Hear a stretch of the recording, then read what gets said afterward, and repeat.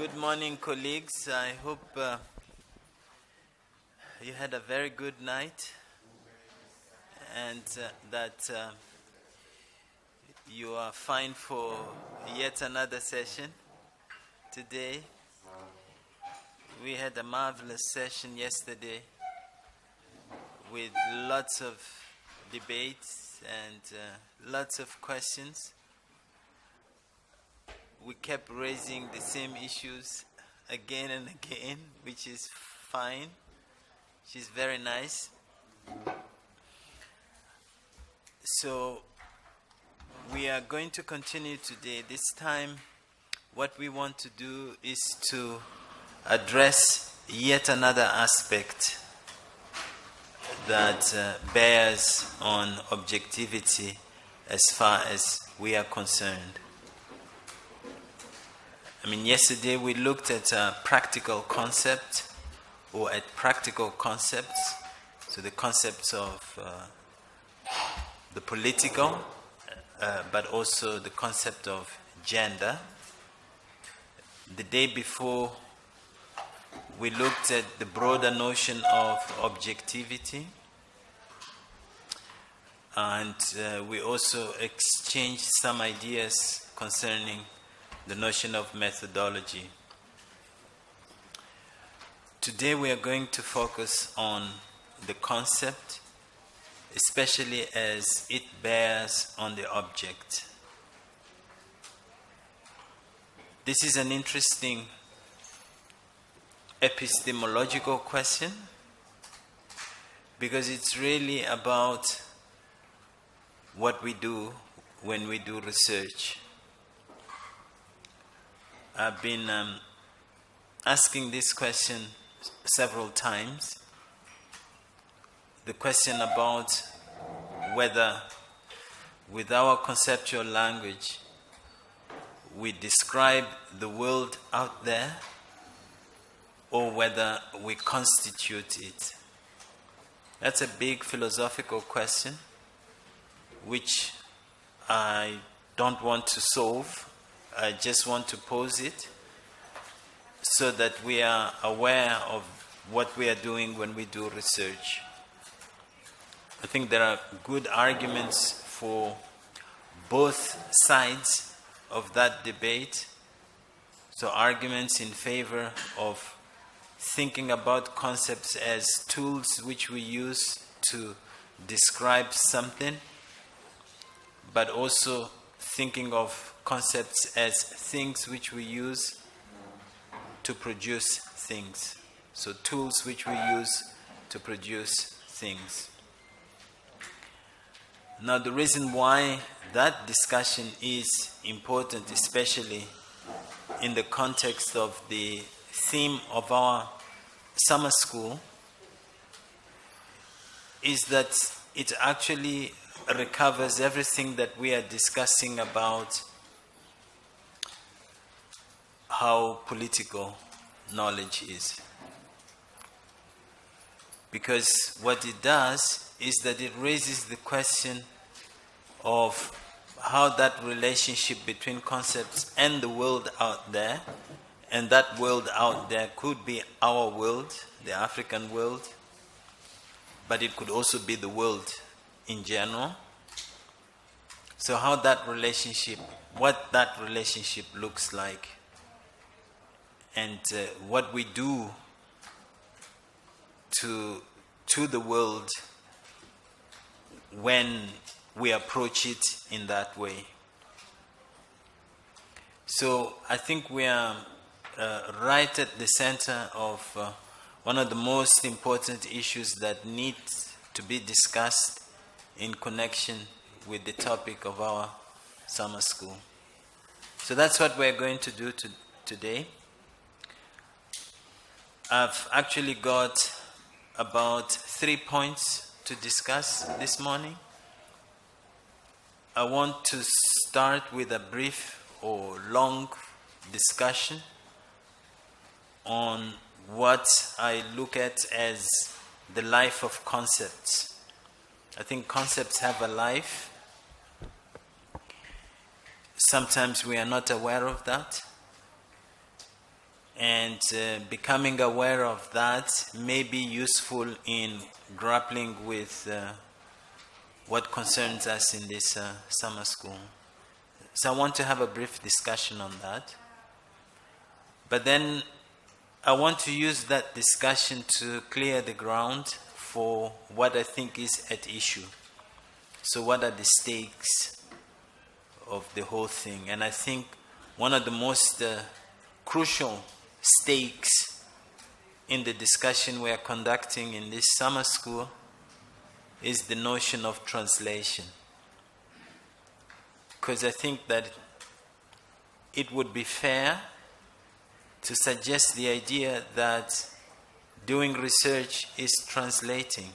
When we do research, we are translating. Either,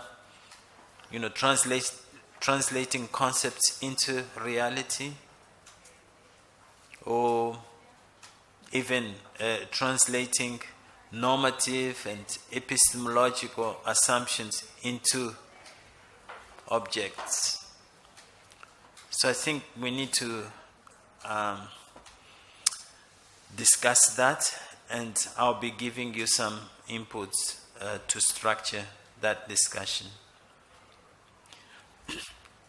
And then, and then I will refer to a notion which I would like to use in lieu of the concept, so the notion of category.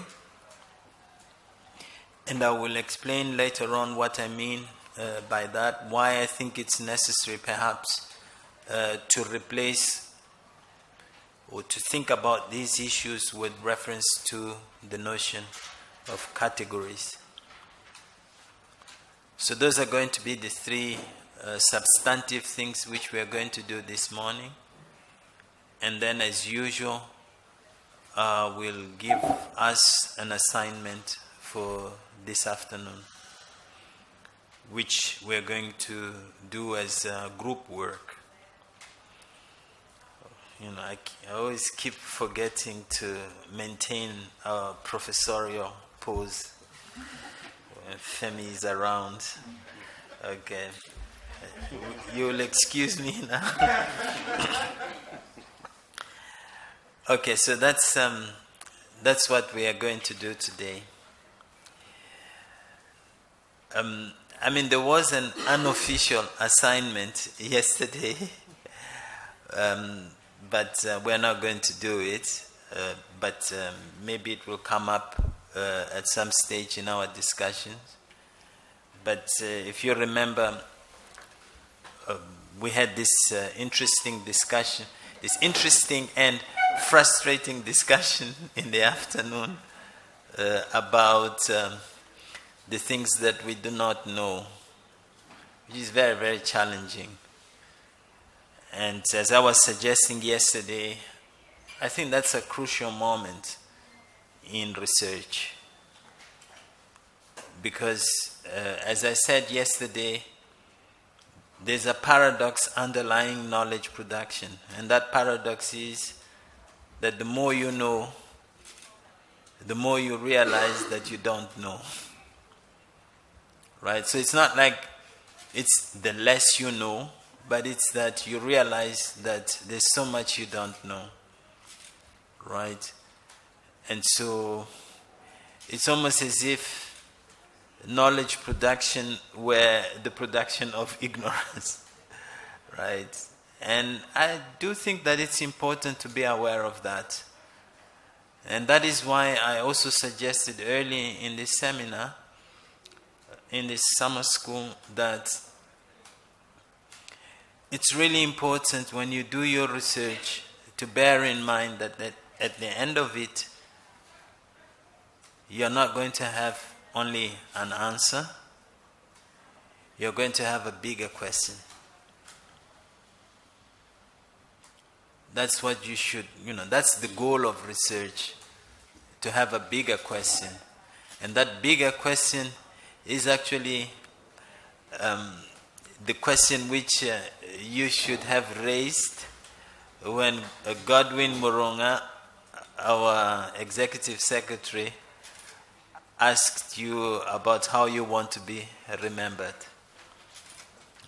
So what is the relevance of your work to your discipline, to the subject matter that you are addressing?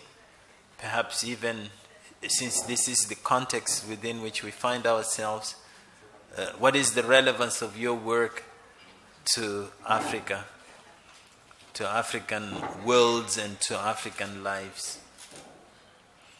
What is that big question that you will end up with, which is likely to make all the difference? And that is where also our intellectual ambition lies. So when we talk about an intellectual ambition, that's what we mean. And that is important also because I think we need to be modest enough to know how little we know. Nobody is immune to this, but it's often the case that we move around the world somehow with the feeling that actually we know everything that we should know about the things that we are addressing. And maybe we don't. Maybe we don't.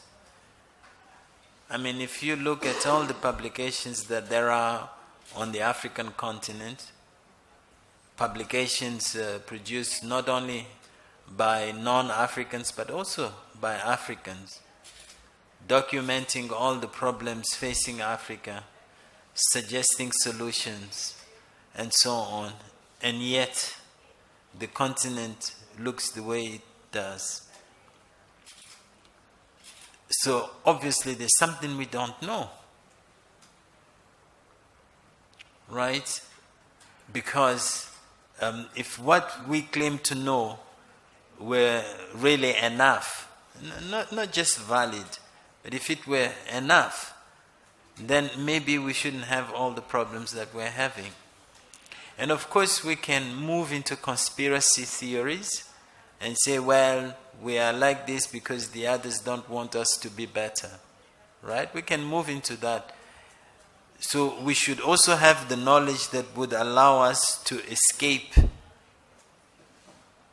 those people who do not want us to be better. Right? So I think doing research is an exercise in learning to be humble, in learning to be intellectually modest. And that is why thinking about objectivity is important. That is why thinking about science is important. And that is why I think maybe we could even use as our motto the statement by the late Cameroonian philosopher Fabien Ebousi-Boulaga, I mentioned here earlier on, when he said, if we really want to survive, we have to make sure that we do philosophy seriously, right? And instead of philosophy, I could say science. Instead of science, I could say research. Instead of research, I could say knowledge production. Okay. So I brought you this picture here. You see W.B. Du Bois, the great African-American sociologist, perhaps the greatest. And he was the first African-American to get a PhD at the University of Harvard in the US. And what I find interesting about him is what he said upon receiving that PhD. He said, the honor, I assure you, was Harvard's. I would like us to discuss that. You know, when you read that, of course, it's always good also to say how you feel when you read that, but also what that is telling you about anything. What comes to your mind? Knowing everything that you think you know, what comes to your mind when you read that kind of reaction to that momentous event? Okay, the floor is yours.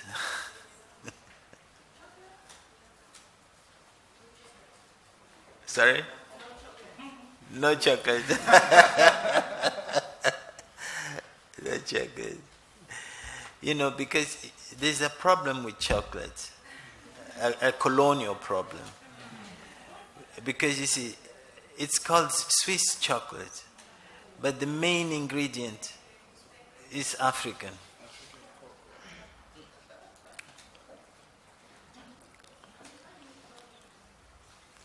Okay. I'm going to use that now every time people ask me for chocolate. Okay, so there we are. Du Bois. Yes, please. I think what Du Bois means about this is that what he learned in Harvard hasn't benefited him. It didn't talk much about him and his people, but rather about the people that Harvard belonged to. Thank you. The people that Harvard belongs to. Okay, people that Harvard belongs to. Okay. Mm-hmm. Okay. Pour moi, à travers cette déclaration de Webb Dubois, c'est qu'il veut, il veut par là dire que pour lui, à travers ses études à Harvard, il a démontré la capacité de l'homme noir dans le processus, à travers son intelligibilité. Le fait d'avoir été le premier homme noir à avoir obtenu un diplôme à Harvard, c'est de montrer que les intellectuels africains, eux aussi, ont cette même capacité que l'homme blanc pour pour faire des études et puis devenir intellectuel. Intellectuel, c'est pas seulement la couleur, c'est là, ça se passe dans la tête. Okay, I like that, but there's a slight problem, and that's one of the issues I wanted to look at in the discussion here. Because yes, I think that we can say, and Aurélie is quite right in saying that, we can say that that situation shows us that, you know, everybody, every human being has intellectual capacity and ability, right? So that's one thing. Yeah, but there's another thing that it is showing at the same time. You know. And that other thing has nothing to do with our ability as black people to prove to anyone that we are what they think we are not, but it's something else. What is it?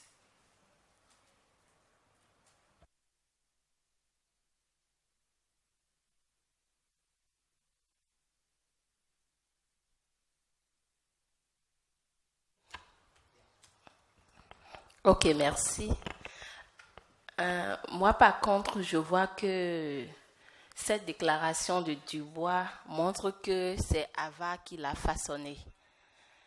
C'est-à-dire, c'est à l'université d'Harvard qu'il a été formé, qu'il a été, disons, façonné.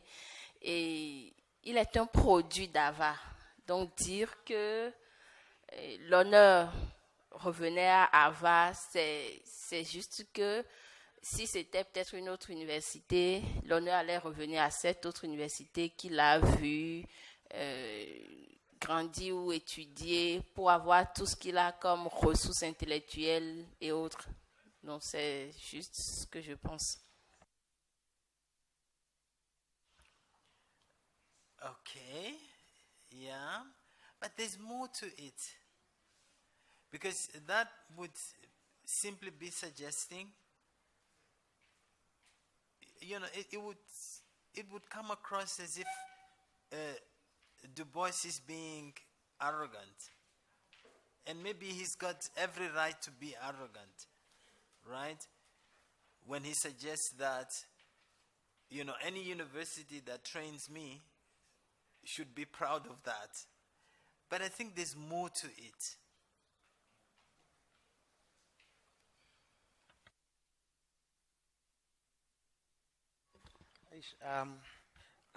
Could he be suggesting that it's an honor for Harvard University to have him? Well, yeah, that's what he appears to be saying.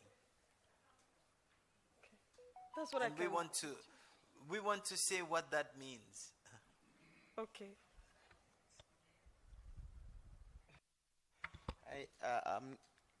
I'm not sure, but as I perceive it, for me, it's like he's saying that for Harvard, it's like there are those structures that are there that he's supposed to abide to. So he did the PhD based on that. So it is an honor for Harvard to have that PhD. I'm just thinking they achieved whatever they wanted to achieve through his research. I'm not sure I got you. What is an honor for Harvard? Okay. The structures, or maybe I'd say the concept he was doing research, maybe it was given by Harvard. So now he was doing research on those concepts. So after completion, it was an honor for Harvard to have that product, I think. Yes. Got it now. Just a minute there. I'm thinking that it might be that it is not easy to study at Harvard. There are lots of hurdles to enroll with Harvard.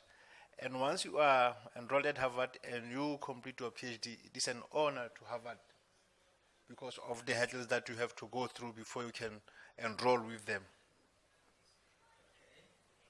Okay, thank you. Merci. Tout d'abord, je voudrais, en fait, puisqu'il y a, bon, avant la déclaration, il y a quelque chose qui me plaît pas. Quand parfois j'entends le premier homme noir à obtenir un doctorat, le premier homme noir à avoir découvert ceci, on ne parle pas souvent de l'humain. Bon, je trouve ce premier propos, le premier homme noir, bon, je le trouve toujours raciste. Deuxièmement, en fait, si je viens à la déclaration, je pense que il fait ici honneur à la connaissance, au savoir, pour en fait montrer sa modestie. Parce qu'il pouvait dire que l'honneur était moi, mais il dit que l'honneur n'est pas en fait moi. On a l'impression qu'en fait il s'efface, il disparaît, il ramène cet honneur non pas en lui-même, mais en la connaissance. Et de ce point de vue, je pense qu'en faisant allusion à avoir, il fait allusion effectivement à la connaissance, au savoir. Et de manière concrète, ce que nous voyons exactement, c'est tout simplement la modestie intellectuelle qui caractérise cette déclaration-là. On voit en fait l'identité même de l'intellectuel, l'identité même de l'homme de science, qui doit effectivement être humble, un homme de science doit être modeste, un homme de science ne doit pas effectivement être fier de la connaissance acquise, mais effectivement de se dire qu'il est en train de rendre service à la science, il est en train de rendre service au savoir. Je pense qu'ici on pouvait même reformuler la déclaration pour dire que l'honneur, je vous l'assure, était celui de la science ou bien celui même de la connaissance. Donc, moi, je remarque que Web du Bois s'est complètement effacé, c'est complètement, il disparaît, il ne met pas sa personnalité devant, il ne met pas sa personne devant, mais il met la science, le savoir devant tout. Merci. Thank you very much. I think this is where we come to an issue that's been with us all week, and that's the issue of the innocence of concepts. Are concepts innocent? Can we approach concepts as if they were innocent? And then, of course, the historical context within which things become real and meaningful. So I'll listen to a few more people who've raised their hands. Yeah.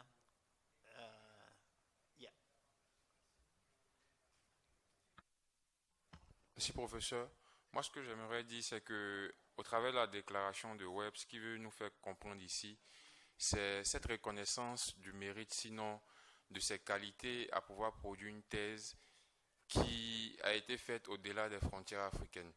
Donc, moi, c'est la mise en avant de la compétence d'une personne à pouvoir produire une thèse, bien qu'en soi, ce soit le premier noir qui ait eu cette thèse-là à Harvard. Merci. Thank you. Yes. Okay, thank you. I think he wants us to say his intention is working with them, not working for them. Rather, that is the issue of being self. And he also wants us to give recognition that their contributions in having a PhD within Harvard, but he's still standing for Africans, not for Harvard. That is what I understand. Thank you. Yeah. I think he had to work within certain restrictions. And at the end of the day, he couldn't fully express himself in the way that he wanted.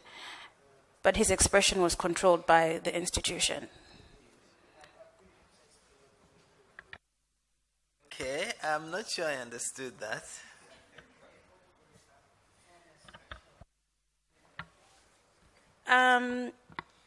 I think the institution had its own politics about how they wanted to represent themselves to the world.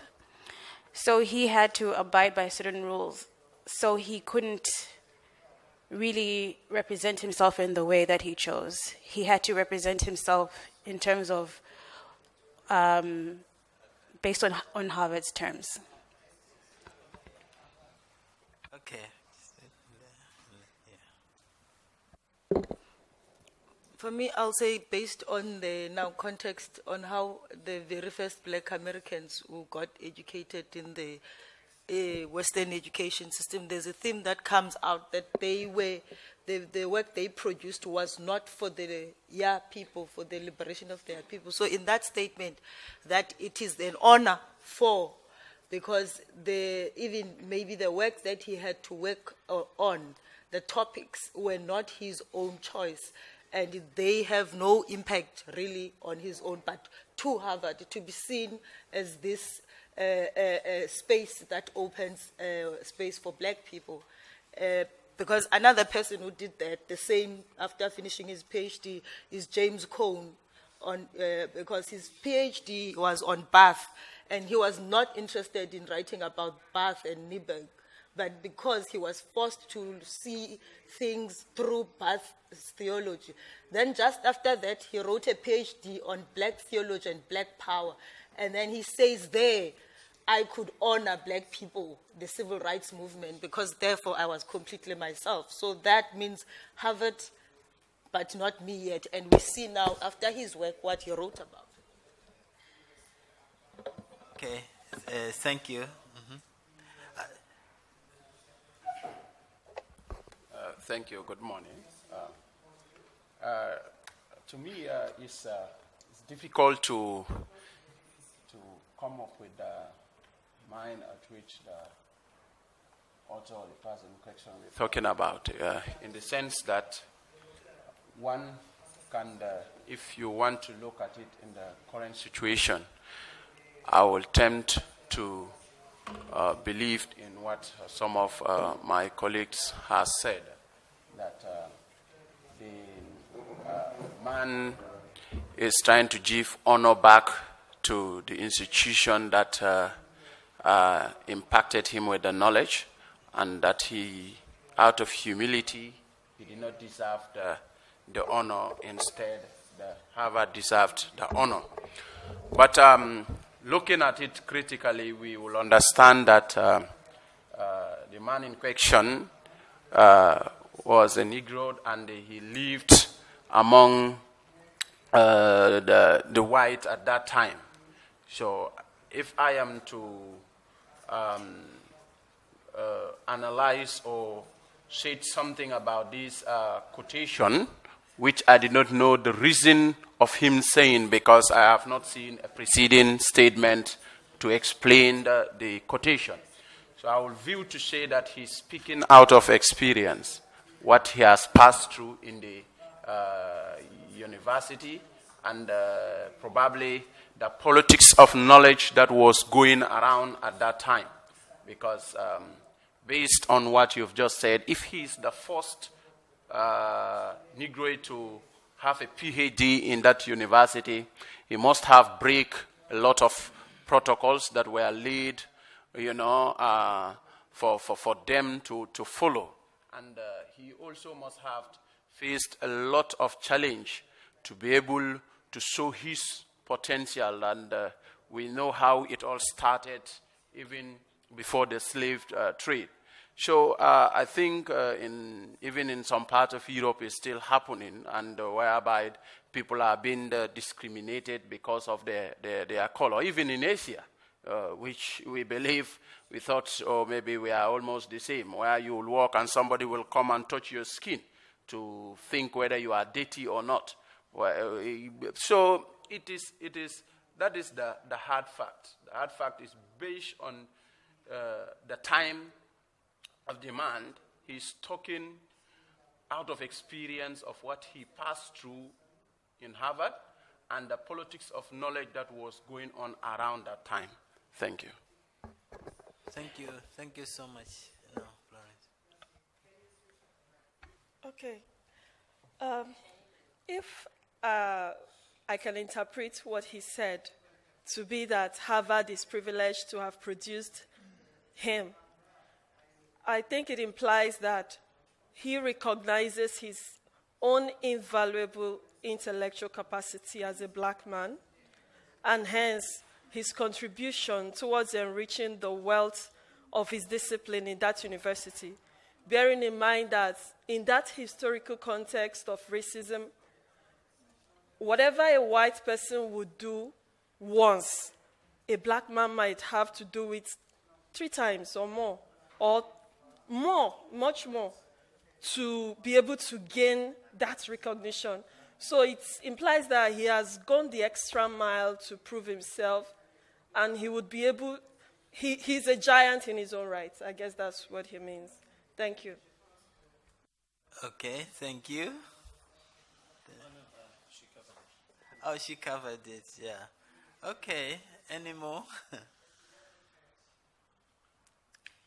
Perhaps I can ask the question in a slightly different manner. Some of you already addressed those aspects that are entailed in the question that I want to ask now. And the question is the following. What do we need to know in order to understand his statement? What do we need to know in order to understand the statement? And of course, it follows from that whether we know that.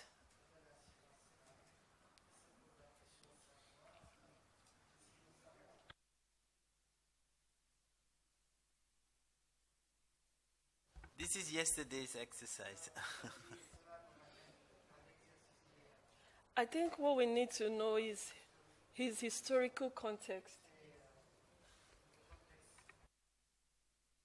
You don't want to elaborate on that?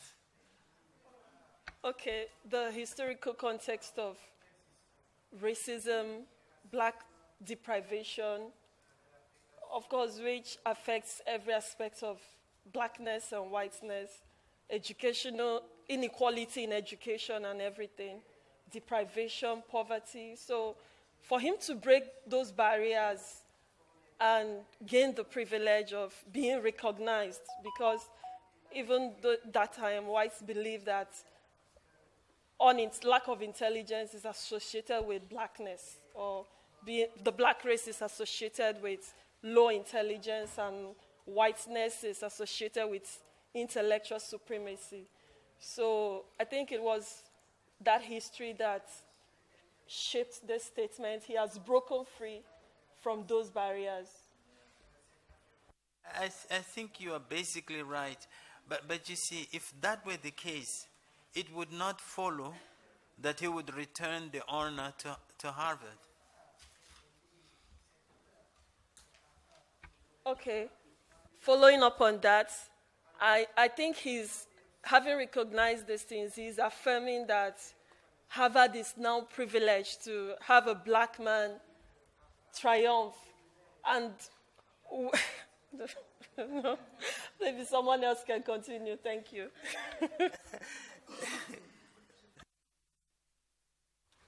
Bonjour, merci beaucoup.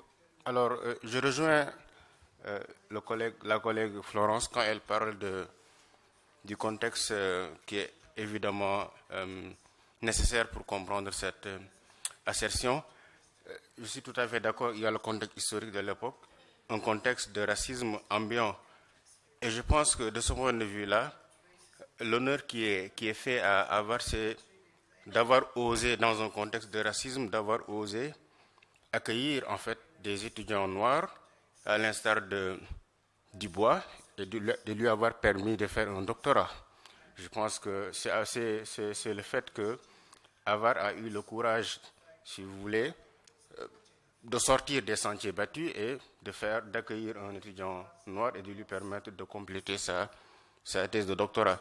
Et je finirai par dire que, en réalité, souvent dans les luttes que nous menons contre le racisme, il ne faudrait pas en fait que nous prenions les blancs comme systématiquement des adversaires. Il peut y avoir parmi les blancs des gens qui sont tout à fait disposés à combattre le racisme. Et donc de ce point de vue-là, ces gens-là doivent être pris comme des alliés. Il ne faudrait pas éviter, il faudrait éviter ce que Jean-Paul Sartre avait dit quand il disait que la négritude est un racisme antiraciste. Il faudrait que, dans cette dynamique de combattre le racisme, que nous ne soyons pas également racistes envers les autres. Donc de ce point de vue-là, s'il y a des gens parmi ces peuples blancs-là qui sont tout à fait contre le racisme, il n'y a pas de mal à s'allier avec eux pour, si vous voulez, davantage d'inclusion et de tolérance. Je vous remercie. No, I think that makes sense, but it's two statements, and I think generally speaking, those statements could go together, perhaps not in this context. So your first statement, I think, is really crucial. And when you emphasize the courage of Harvard University to take that step, I think that's a crucial element in what Du Bois is saying. Now, the second statement about whether some white people are racist or not racist, that's slightly different. I don't think that plays a role in what he is saying. He's actually putting them on the spot precisely because of that, right? So I think you are spot on concerning the first part of what you've just said. Okay. Mm-hmm. Sorry, now I forgot the question.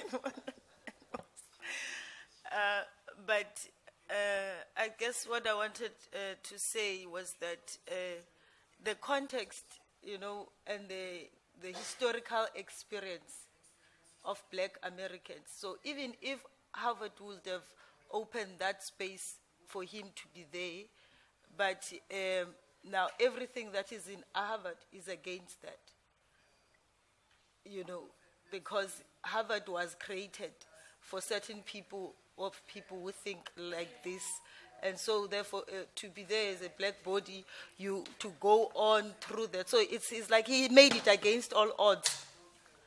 Like there were hurdles in each and every turn, going to the admin, to go to, so because of that history therefore, and that experience, and the fact that also, I don't know if Harvard wanted to have him, but historical context, times, forced Harvard to consider having that black man there because of the sake of time and space where they are, because most of these institutions don't want us there, but because of the time and the space that is happening now, they have to look like, that they've integrated or they have. So that's why it's the Harvard's privilege, actually, that he allowed himself to be used as that. Good. I think for me, it just makes me wonder, did they allow him to be part of the institution to prove that he could succeed, or to show that he couldn't? I think that's a good question. So, because my question was, what do we need to know in order to understand that? So maybe that's an important issue to settle, to find out why did Harvard open up its doors to this African American? Why did they do it? Right? So that's an important question to know in order to understand that. Mm-hmm. But following up on her question, was he the only African American that was admitted at that time? Talking about the first African American to get a PhD from Harvard. Okay. Right. That's what the quote is saying. He was the first African American to get a PhD from Harvard. So the question that was asked earlier on about what the intentions of Harvard University were, that's an important question. Maybe we need to know that. Yes. Well, I'm saying it's the politics of the time. Sometimes the institution for themselves, they will not have wanted that. But because the politics of the time are demanding change, So, we have this with what is Black Don't in South Africa. Most of white companies don't want black people there. But the politics of the time, they have to have a first black person in the company. And then, because the times are forcing that Harvard must have him. Can you formulate that as a question? Not as an explanation, but as a question. What would be the question there? What were the politics of the time that allowed Harvard to have him there? I'm insisting on this because I think we have this social science habit, all of us, of moving too quickly to answers. We move too quickly to answers as social scientists. And that's a bad habit, a bad intellectual habit. So, maybe even if you think even if you think you're reasonably sure about something, try to formulate it as a question. Right? Try to formulate it as a question. Because as you do that, you might realize that there's something you're not taking into account. You might. You might not. Right? Mm-hmm. Thank you. I think it will still take me back to what I have said. Looking at it, we look at it from a two-coin perspective. One, if it is now, and if it was at that time. So what I should know that I did not know about this which will allow me maybe to speak based on the context of the statement is, one, how did he got the admission to the university as the first black? How did he get the admission? And whether he got the admission through his qualification or he got the admission through, Harvard standing up to say that, okay, we want to show out that black Americans can also do it. So if it based on that, I can say that is why he has to give that honor back to the institution. Two, what was the politics or the educational policies at that time when he was being enrolled into the university? What were the things that he was passing through?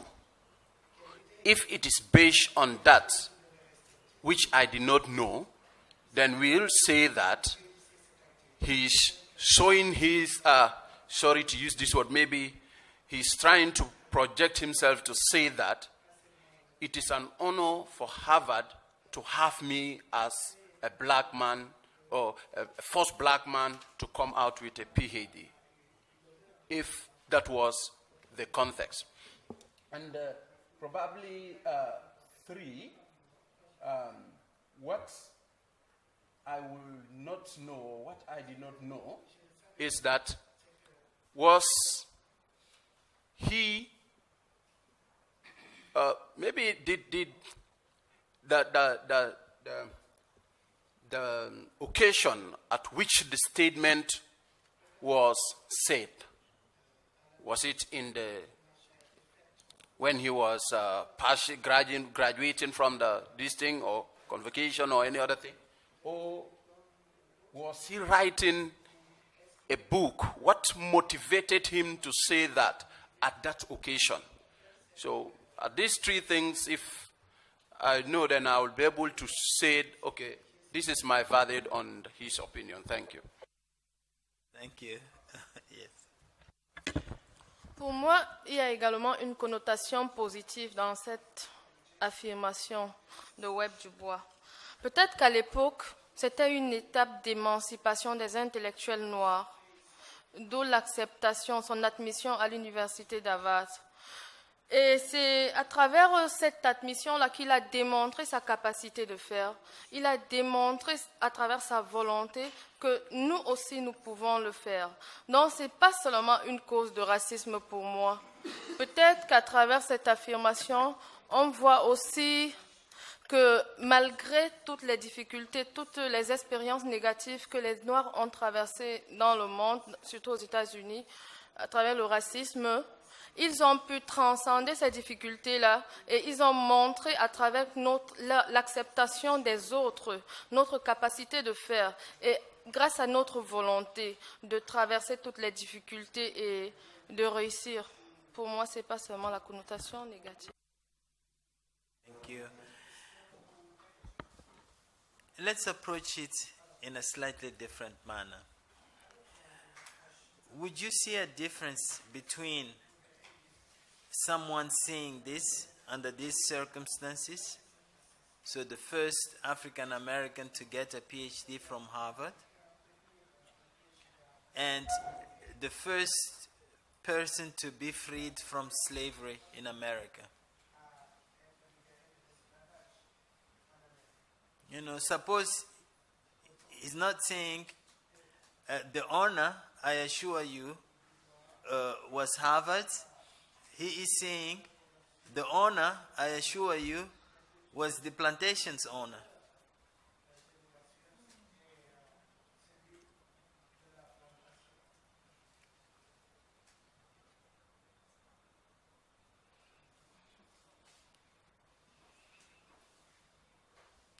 Sometimes you need to ask questions that will give people pause to think. Yes. In that case, I would think he was being sarcastic. Only sarcastic?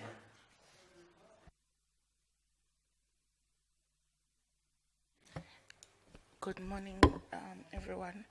I'm not sure. I cannot divorce this code from who Dubois went on to be and the kinds of writings that he pioneered. My first instinct when I saw this, I said, yes, there's chutzpah, there's swag, that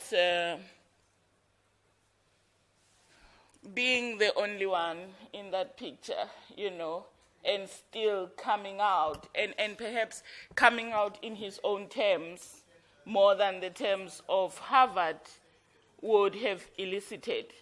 For me, it was as if somebody said to him, are you honored to have come out with a PhD from Harvard as a first black man, and him being who he then went on to be?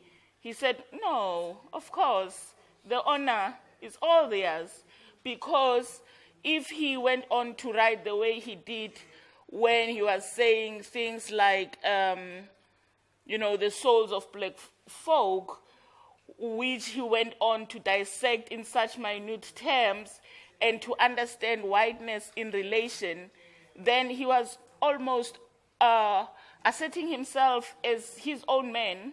He was asserting himself as a human being in the first place. And I think the statement you made to say that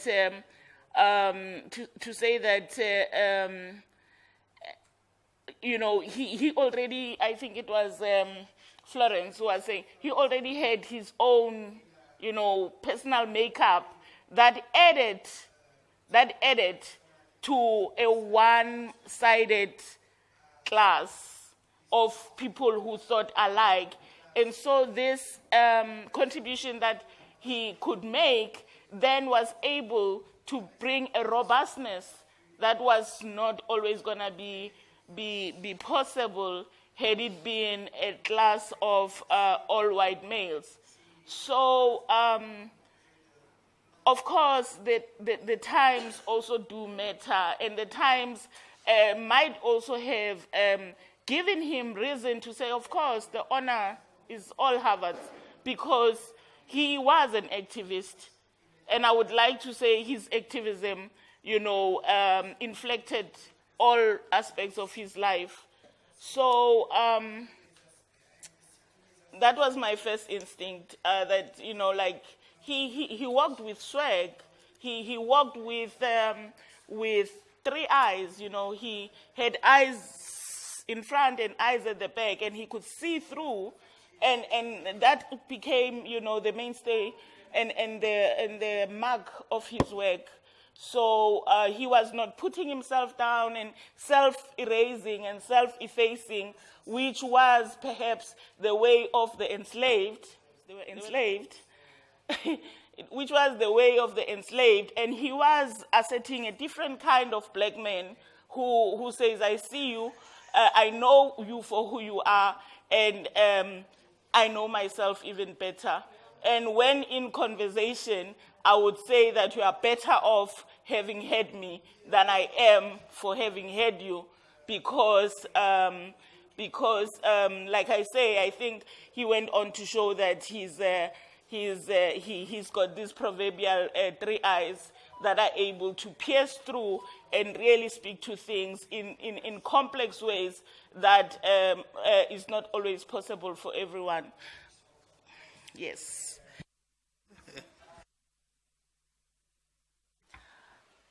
I am in complete agreement with Prof. I think that was my first reaction when I saw it, but I suspect I am coming from it with hindsight. Now that I know Dubois and I know what he's achieved, the honor is Harvard's for me. There's a whole institution at Harvard named after him. There are scholarships in his name. He brought us the concept of the double consciousness, and Harvard boasts about him. So when I read this, I thought, he's right. He has the foresight. He knew that the honor was theirs. They were blessed to have him. So in a sense, I agree with you, Prof, that the swag was there and he knew it. Thank you. Et même si l'honneur revient à Harvard, il s'est également distingué des autres. Parce que peut-être qu'il n'était pas le seul noir dans cette université, mais lui, il a été le premier à se distinguer des autres noirs à travers ses forces intellectuelles. Donc moi, je trouve que tout ne tourne pas autour de l'honneur uniquement. Tout tourne également autour de la distinction et du mérite de cet homme-là à travers l'université d'Harvard. Yeah. I'm just asking myself now, since you said we must not rush to answer, because I must admit that this is one of the things that as a PhD student I struggled with. How do you ask the right question that will enable your explanation or what you want to do? So I'm thinking, was it not the birth of critical race theory? The honor is Harvard. It's like what you were saying, that there must have been someone who said this, you must be honored. We know white people to be here. So, and then he used the same thing. And Americans, Black are very good in this, the comeback. Even when you talk about Christianity, they use the same thing. And they say, but you don't even know this person is a Jewish whatever. They are very good in taking what James Baldwin, it comes out, the whole debate of how American became American was not America built on the backs of Black Americans, and he tolerates this white man who comes and presents, but the way he asked the question in his presentation. So for me, I think it's the birth of critical race theory. Interesting. Mm-hmm.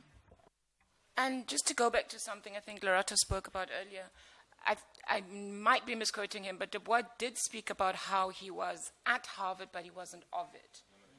Yes. Am I correct? He was in Harvard, but he wasn't part of Harvard. Okay, so.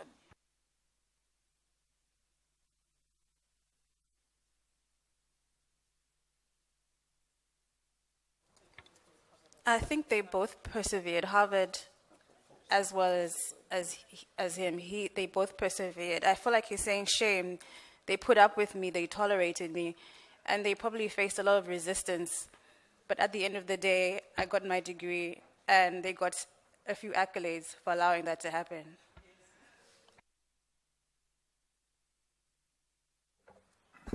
Thank you, Professor. Just sitting and thinking about it deeply. First of all, the courage Harvard had to take him as a black man was commendable. But the question I think is that did it mean that Harvard had did it mean that he opened doors for other black people to be part of the university by saying that I assure you it was Harvard? I mean, did it open doors? Did it challenge those who were in position of power in Harvard to say, hey, other black people are capable of being part of the PhD journey amidst the struggles that were taking place? Yeah. Je vais revenir sur l'exercice. Qu'est-ce que nous savons, mais que nous ne savons pas? Depuis, nous tournons autour du concept honneur. Nous essayons de donner le sens connoté et le sens dénoté de ce concept-là. Mais en fait, nous nous basons sur des hypothèses que nous essayons de valider parce que nous croyons connaître, mais que nous ne connaissons vraiment pas. Nous tournons par des questions, nous essayons de comprendre, mais en conclusion, nous ne connaissons vraiment pas parce que nous n'étions pas témoins. Nous essayons juste de valider. Et je vais finir par conclure que ce que nous pensons savoir, nous ne le savons pas. D'où la recherche en sciences sociales. Nous devons nous poser des questions, essayer de trouver des réponses à ces questions-là, que nous aurons peut-être, et nous trouverons finalement par trouver des réponses, peut-être ou pas. Merci. Thank you for summarizing what we are doing. Alors moi j'ai une question pour le professeur. Est-ce que le professeur peut nous situer par rapport à d'où est-ce qu'il a pris l'image? C'est-à-dire, est-ce que c'est un document duquel c'est tiré? Et c'était dans quel contexte? Ce sont des éléments qui auraient pu nous aider à ne... Parce que là, depuis, nous sommes en train de supputer. Nous sommes dans une supputation. Bon, mais c'est juste un élément qu'on nous a montré, sorti de son contexte. Alors que nous savons que les images n'ont du sens que dans un contexte donné. Et même la citation.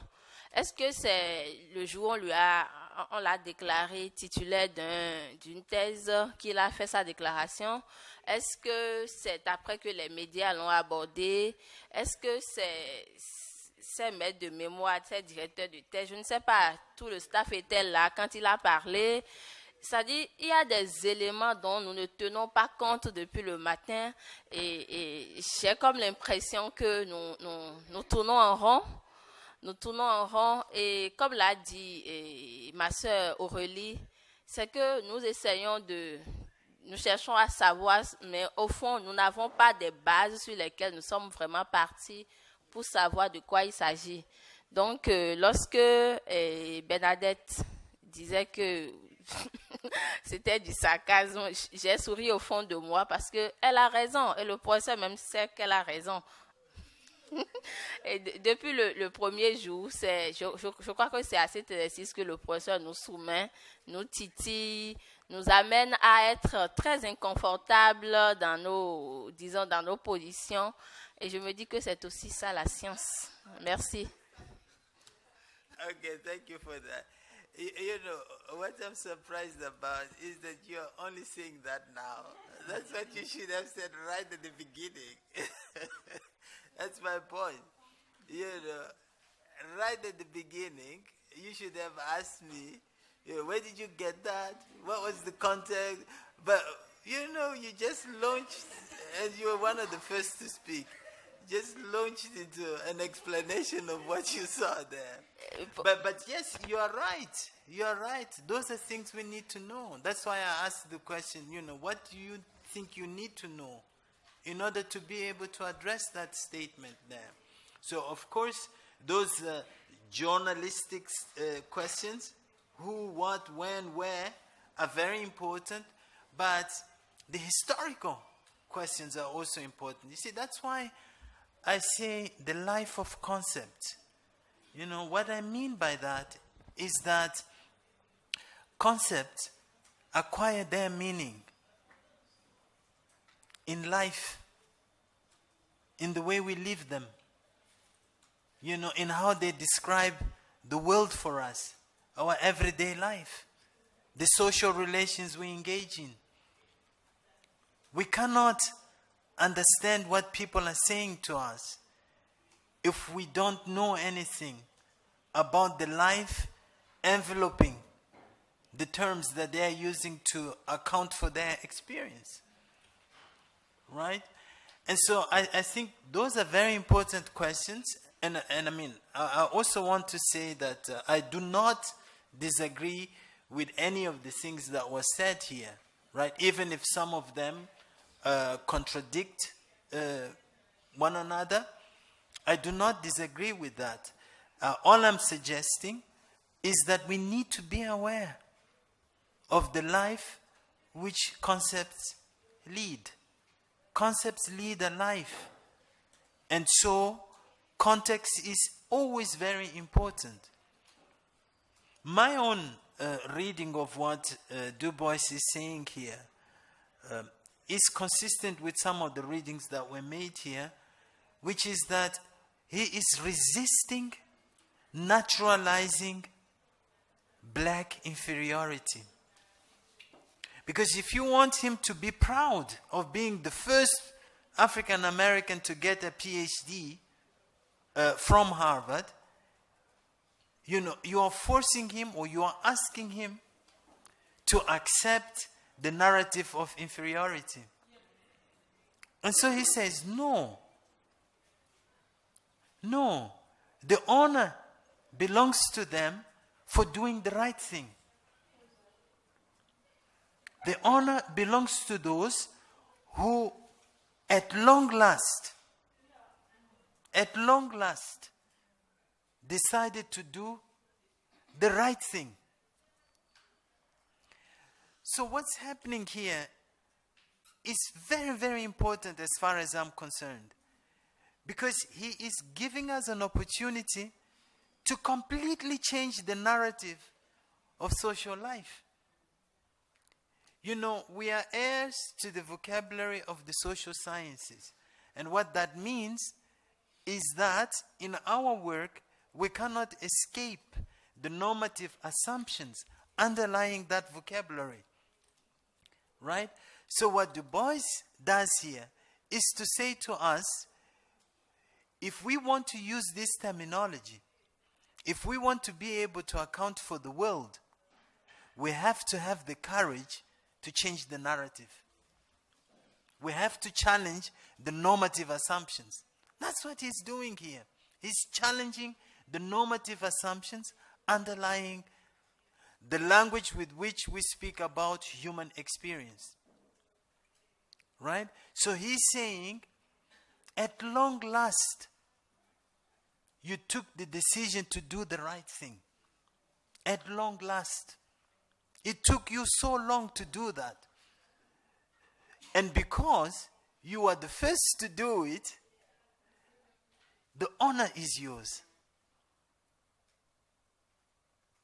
The honor is yours. That's why I brought in that other example. You know, when I asked you if it had been someone who had been enslaved, who had been freed from slavery, you know, saying that, how would that have changed our approach to that quote? Precisely in those terms.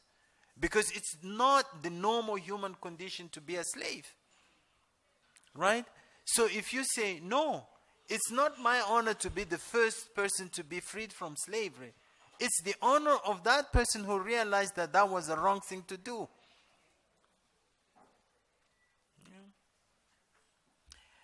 Okay.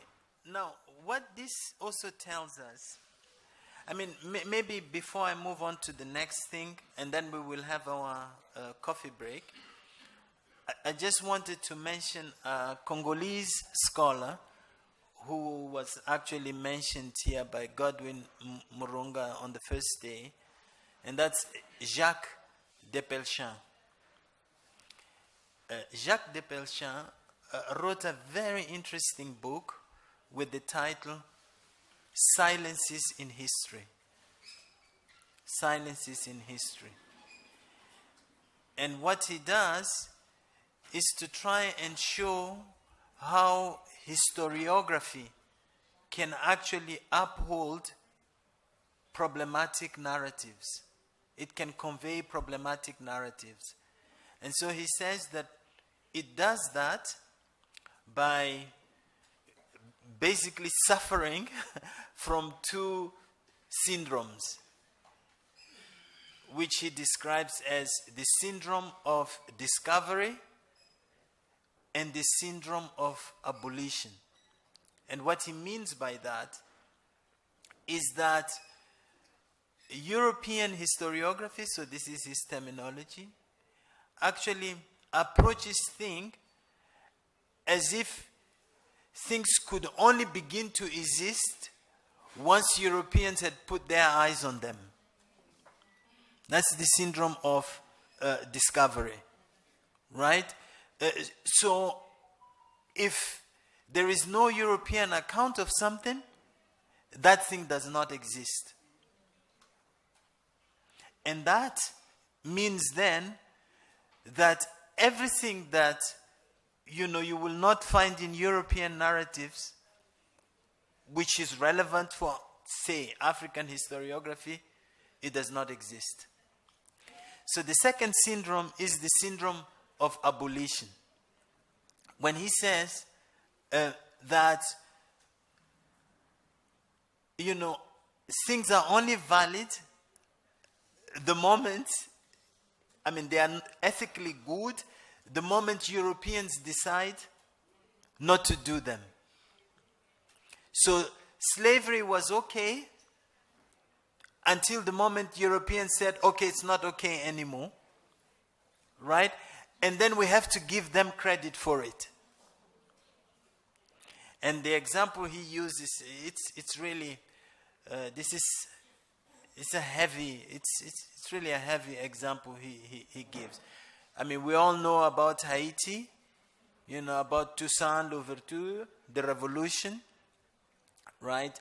But that often the people who are credited for having done away with slavery are the abolitionists in Britain and in the US, not Toussaint Louverture, who actually overthrew the slave system in Haiti. But not only that, he once told me that when Haiti celebrated 200 years of the revolution, there was only one African president who participated in those celebrations, and it was Thabo Mbeki, and from South Africa. And when Britain celebrated 200 years of abolition, all African presidents were there. Almost all African presidents were there. Yeah. So what this means to me, and this is part of the reason why I wanted us to have this discussion at some length. There's a distinction which is made in philosophy between fact and foil. What that distinction means is that usually the answers that we have are simply the content for an envelope that actually allows for more questions than just one. So sometimes we may think that the answer we have is an answer to a very specific question, but it is also a potential answer to other questions. So in social science methodology, for example, we translate that into a famous joke about a criminal, a very famous criminal in the UK who used to rob banks. And so he was caught, and he was sentenced to jail. And then his priest went to see him. And when the priest went there, he asked him, "My son, why do you rob banks?" And then his answer was, "Because that's where the money is." Right? So what he understood was that the priest was asking him, "Why do you rob banks instead of schools? Or instead of Elísio's place, right? Why do you do that?" So what that means is that we have a lot of answers, but we always have to ask the question, what is the question that answer is addressing? And that is why I'm always insisting with you that don't move too quickly to answers.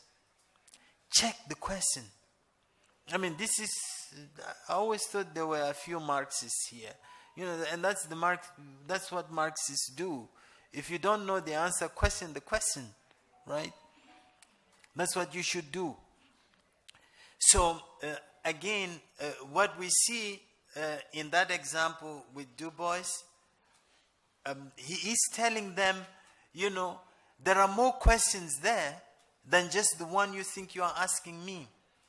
So you want me to be proud of being the first African American, but the question that I see is, why did it take you so long?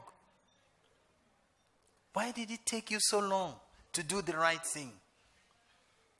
Right? So questions are very important. And to realize the importance of questions, we need to be humble enough to always ask ourselves, if there's anything we don't know and we should know in order to address something. If we don't get into the habit of asking that, it's going to be very hard to do research and to be critical. Because at the end of the day, we want to be critical. So it will be very hard to be critical. Okay. So I also wanted to sound a bit like an evangelical pastor.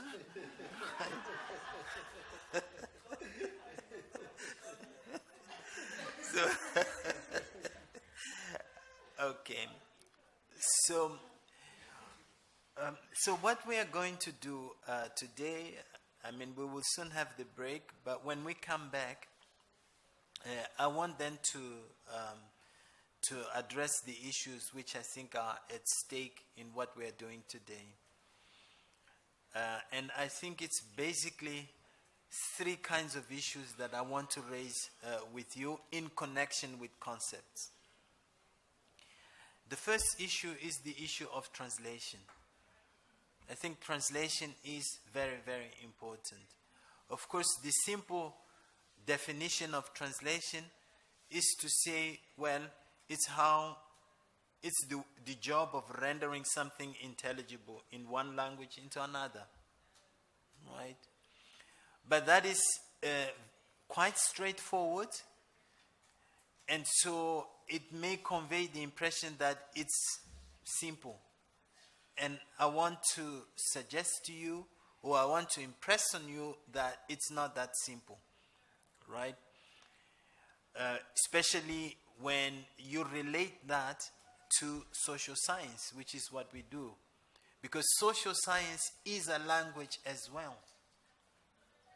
So we use social science to translate, right? To translate things. Now, what happens when we do that? What happens when we translate through the work that we do as social scientists? I think one of the key issues that we need to take into account as far as that is concerned is the issue of, if you like, the cultural and normative assumptions underlying that language of social science. So how do we manage to translate social science language without undermining the meaning through the normative assumptions underlying that language? That's the problem. I keep saying that we are heirs to social science vocabulary, and social science vocabulary is something that comes to us through what we all describe as the Enlightenment Project, right? But the Enlightenment Project took place in one place at one specific moment in history, and in response to particular challenges faced by the people who produced it, right? Now, one assumption that those people made was that through that Enlightenment Project, they could speak to the universal. And the critique that has come from a lot of people, including Mudimbe, including Samir Amin, Edward Said, all sorts of people, that critique has been to suggest that we are being forced to reduce the universal to the European experience, such that when we apply that language to give an account of our realities, we are actually looking at our realities from the prism of Europe. Now, what does that mean to the quality and the validity of the knowledge that we are producing? So issues of translation have a lot to do with that. It's like we could say, well, translation is almost like commenting on things in the world from a European perspective. And that is why I find the work of Kwasi Wiredu, the Ghanaian philosopher who passed away recently, quite stimulating, especially when he talks about untranslatability, which is not to suggest that what is untranslatable is unintelligible. That's not what he is saying. He's simply saying there are assumptions underlying it, and you need to read that concept of those assumptions so that it can do the job you want it to do. Right? Understanding is a crucial moment for Wiredu. And funnily enough, curiously enough, he's also saying, in order to understand, you need to come to the limits of your understanding. Yeah. So you go with the concept as far as it takes you. So you want to go to the limits of that concept. And then it's at that moment that you will make the transition. It's interesting because something similar was also said before him, before Wiredu. It was said by the Austrian philosopher Ludwig Wittgenstein, when he said, "The limits of my world are the limits of my language. The limits of my world are the limits of my language." And so the thing is always that we approach social science conceptual vocabularies as if they were unproblematic, as if they were not telling the story of the limits of the world from which they came. Yeah. And finally, the other thing that I think is important here is something that was said by a French sociologist, Bruno Latour, in the context of science and technology studies. I find it stimulating, and it is the idea of black boxes. You know, the way he describes science as black boxes, that all we see is what comes out of it, but not the things in there, right? So how they interact, how they come together to produce the things that we see outside, right? And I think concepts are like black boxes. So if we want to do critical social science, we need to open up the black boxes. We need to open up the concepts and see how they are doing their work. So what I will be saying to you after the break will be based on a text which I will share with everyone here from a book that you see there, Translation Revisited. It's a book that Jean-Bernard Ouedraogo from Burkina Faso, Mamadou Diawara from Mali, and myself, we edited that book. We just focusing on the notion of translation. And I have a chapter in that book with the title Translating Black Boxes. Translating Black Boxes, where I address precisely those issues that I'm going to talk about later on. So, yeah, that's it. We're going to continue after the break. We have a 30-minute break now. So, you don't need to clap now.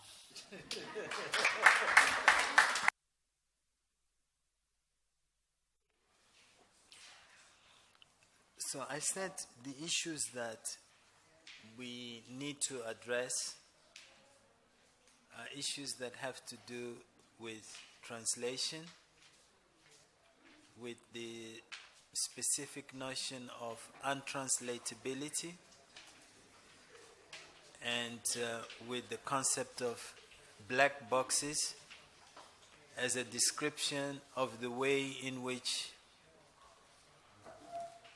the concepts that we use conceal the processes that constituted them, the relationships that they weave into meaningful patterns,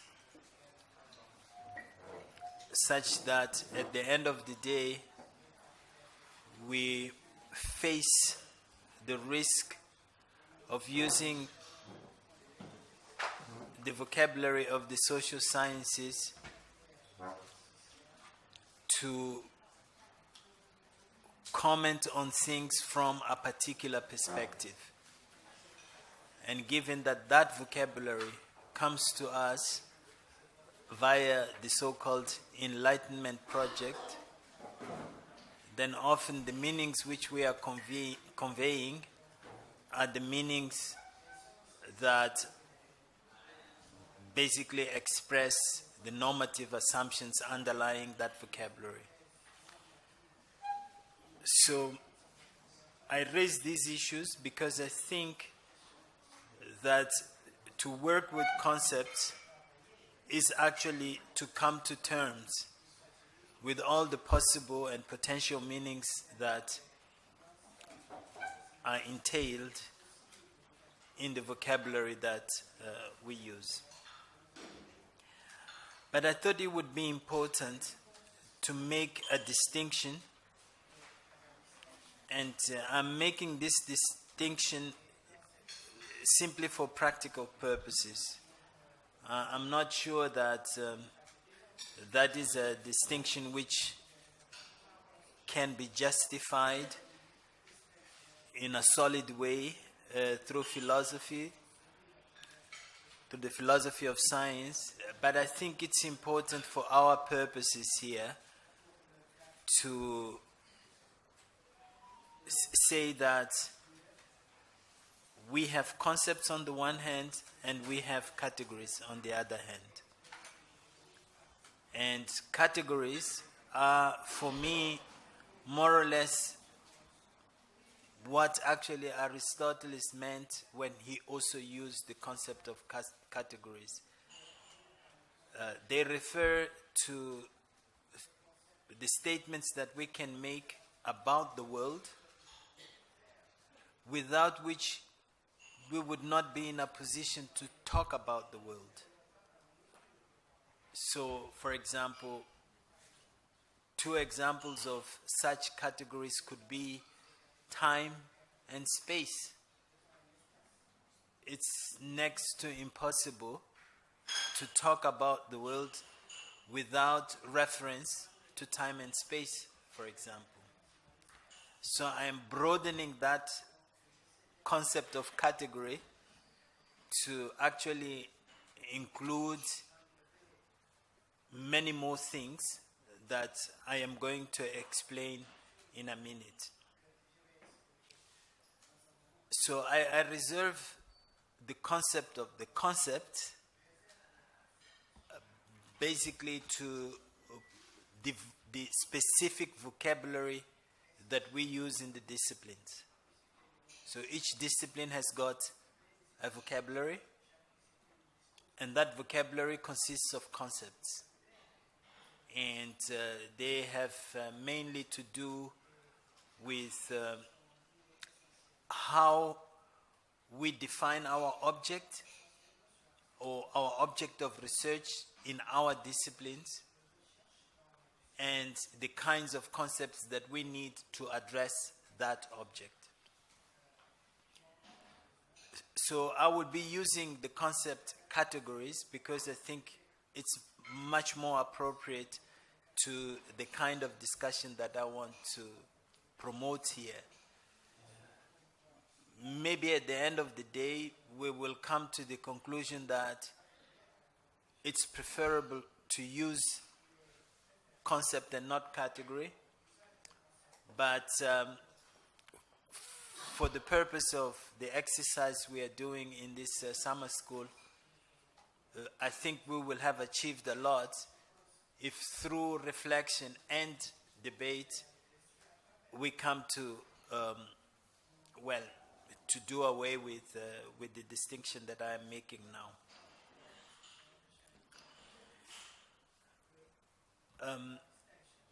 So my point of departure, as far as categories are concerned, is that we can think of them in three ways.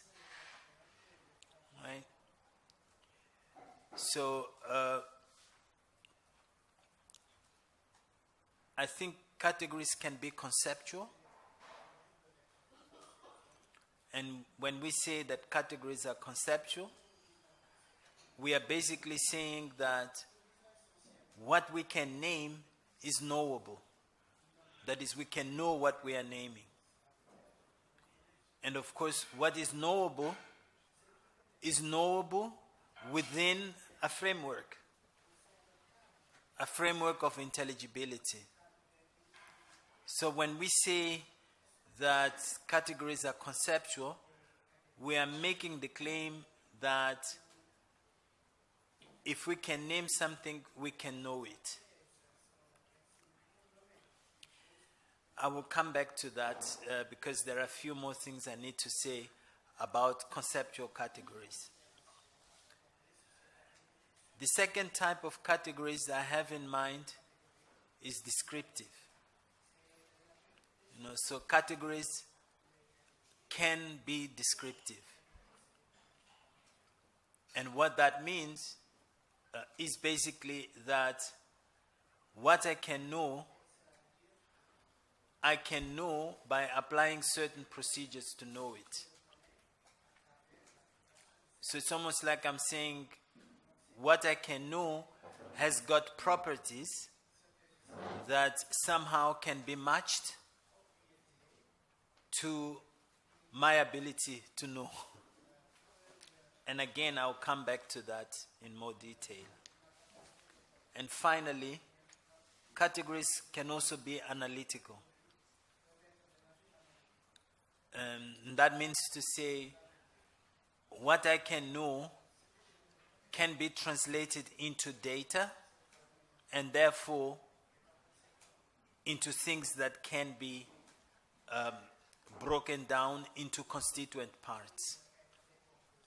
And again, I'll come back to that in more detail in a minute.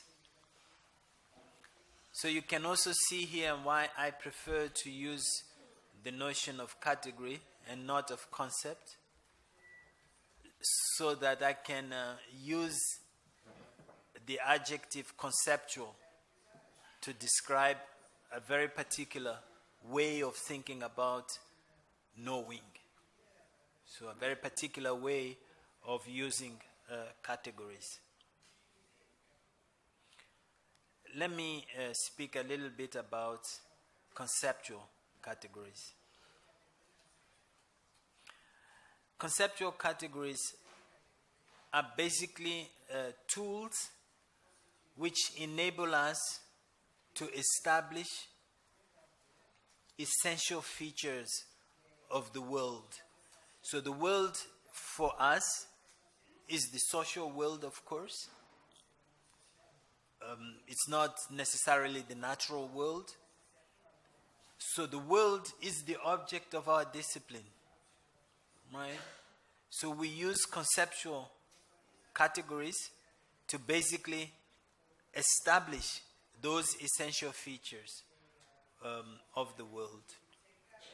What that means is that we place ourselves in a position to discover new things about the world, or to confirm the existence of things that we think are out there in the world. That's what we use conceptual categories for. Yeah.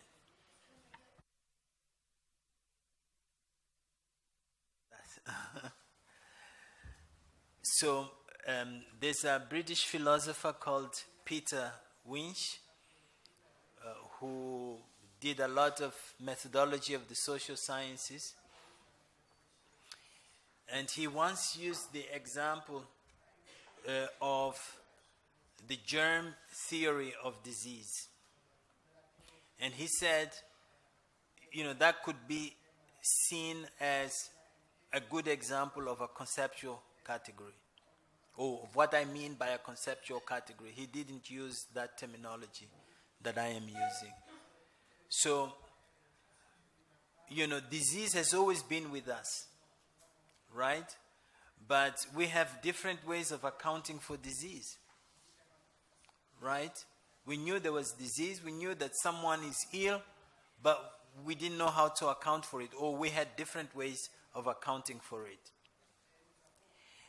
And then people discovered that there are things in the world called germs which can cause disease. And that produced the germ theory of disease. So it was almost like people discovered an essential feature of the world, a new thing in the world, right? And so that is a conceptual discovery, right? Now, later on, if we find a germ that explains, I don't know, malaria, or explains tuberculosis, or explains some other disease, we are no longer discovering, we are no longer making a conceptual discovery. We are just expanding on our knowledge. Right? We are just expanding on our knowledge. So that is the importance of conceptual categories. And of course, the challenge is often that some of the vocabulary that we use from the social sciences can be treated, or tends to be treated, as if they were conceptual categories.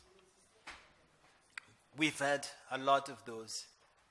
I think in our case, in the African case, take, for example, the concept of primitive society.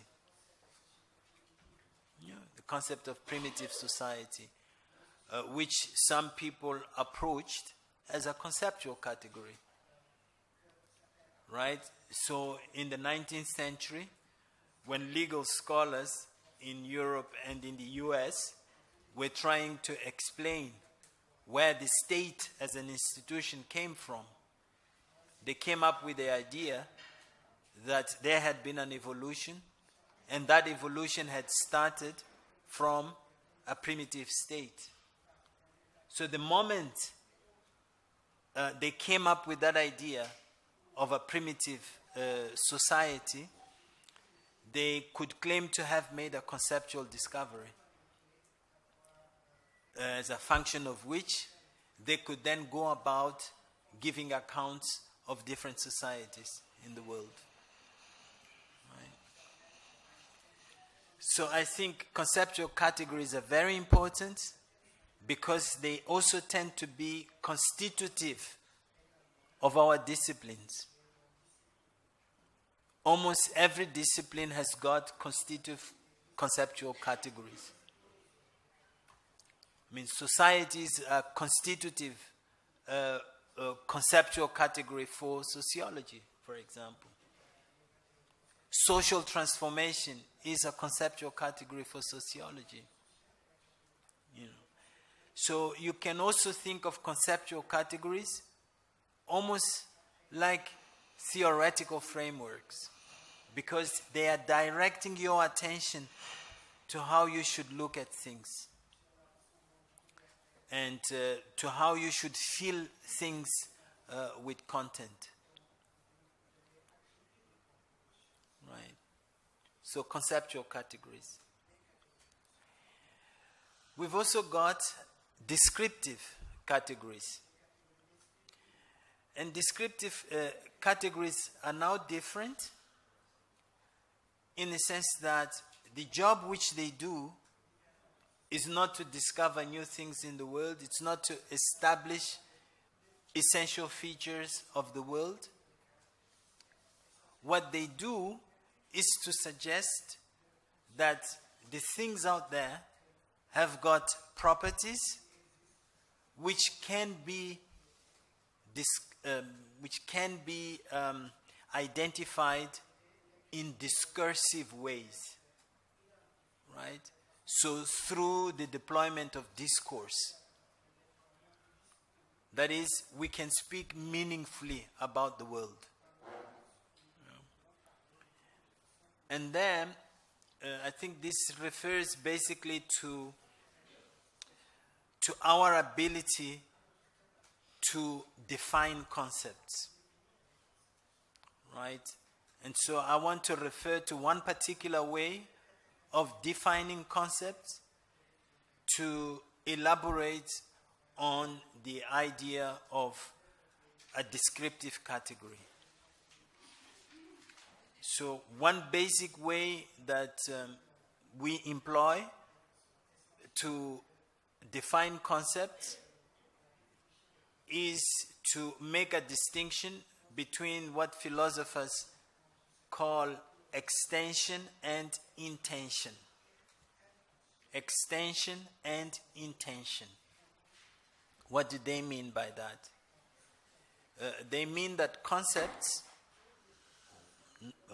terms, words have always got two kinds of references. So one reference is to what actually exists in the world. So one reference is to classes of things, right? What Descartes called res extensa. So the world, space, what there is out there. But the other reference that concepts have, that words or terms have, is the attributes or the features of that thing that's being described. Right? So I can give an example. I can say, take the concept of the dog. The dog. So it's got an extensive dimension, right? And that extensive dimension refers to all the dogs that exist in the world. No? So the class of things which we describe as dogs, as canine, as it were. Yeah? Whereas the dimension of intention of the term dog refers to the attributes of the dog. So what are the attributes of the dog? Well, dogs bark. Dogs have got paws. Dogs bite. Dogs have got hair, and so on. Right? Now, the importance of this is that actually in the social sciences, we work a lot with descriptive categories. And often, when we put descriptive categories to work, what we are doing is actually looking for the attributes within a particular concept which we think can help us account for something. So, I think yesterday someone said, since there are so many people and we are sitting so far apart from one another, it's very difficult for me to get to know the names of everyone. So I'm sorry about this. If this had been a cozier setup, this would not have happened. But the Ethiopian colleague, the other Ethiopian colleague yesterday, on my left-hand side, she said something about women. She said women are not just women, right? So women are maybe urban, maybe they belong to elites, maybe they have got higher education, and so on and so on.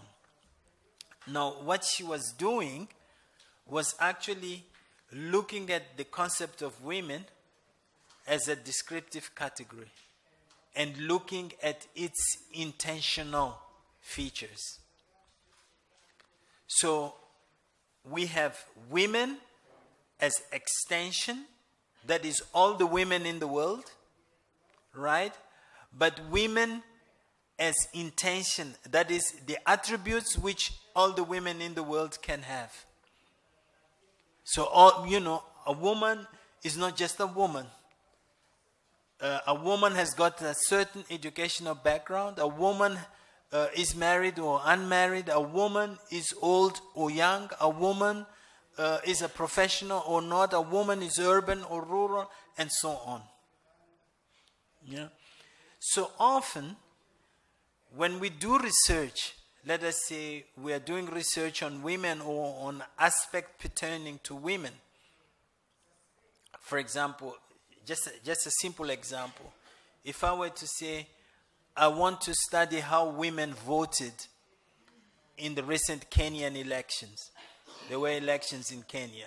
So I want to know how women voted in the recent Kenyan elections.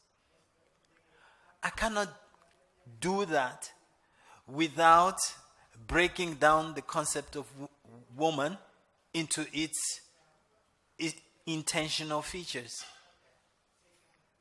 You know, because what I'm going to find out is not that women voted for the candidate who won. I'm going to find out that women with this and that attribute voted for the candidate who won. And women with these attributes did not vote for that candidate, for example. Right? So we use descriptive categories actually to make distinctions at the level of attributes, at the level of features. Right? So often when we say, oh, you are making a sweeping statement, you are making a generalization, we are complaining about people using a concept at the level of extension and not at the level of intention. You know? So when we say Africa is not a country, right? We are saying it's important to make distinctions when you use the concept of Africa. Because Africa has got several features. For example, that Africa is Senegal, Nigeria, Malawi, and so on. You know, that Africa is north, south, west, central. That Africa is Muslim, Christian, you know, African religion. That Africa is this and that, you know, is democracy, not a democracy, authoritarian, and so on.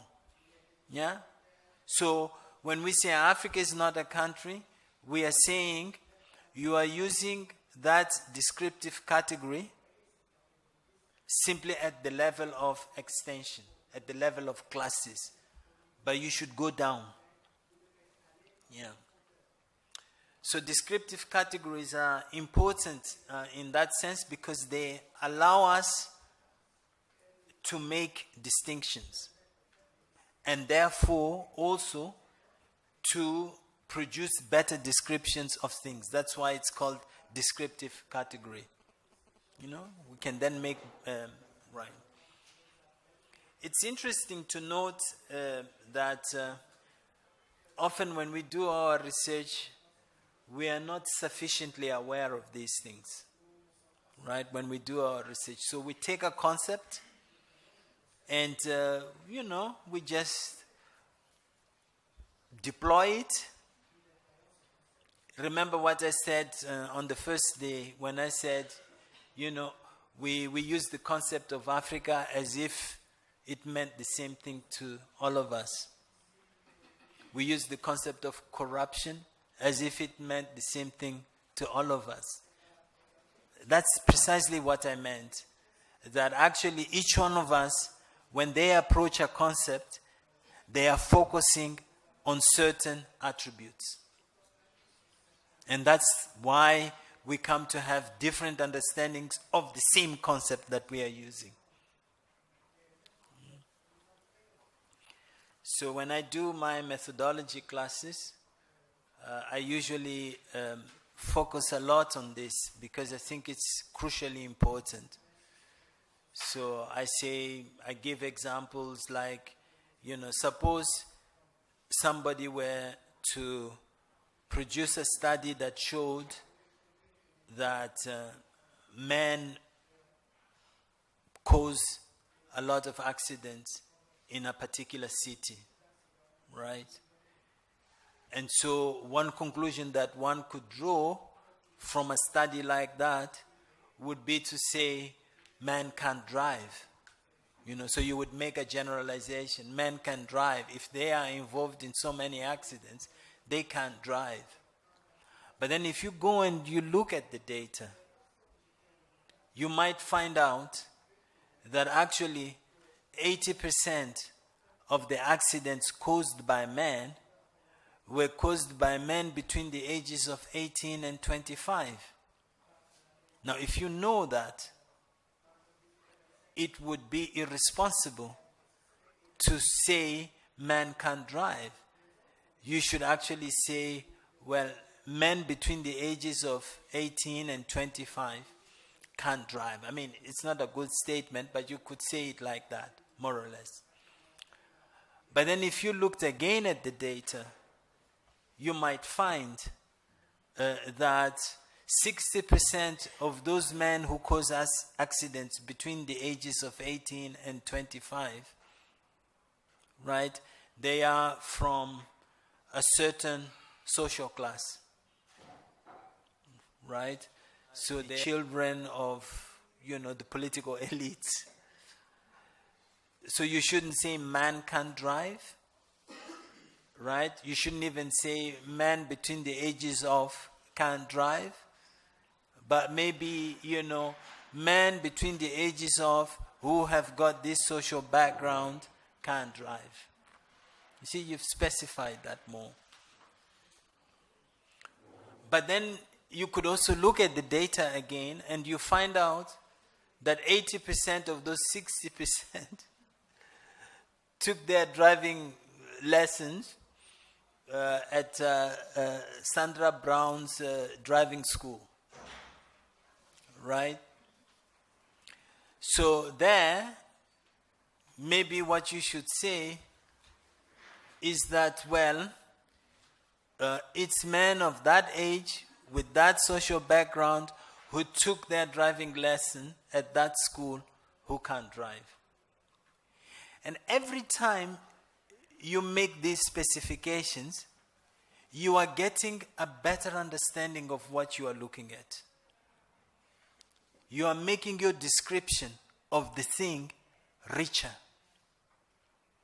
So that's what descriptive categories do, or that is what descriptive categories allow us to do.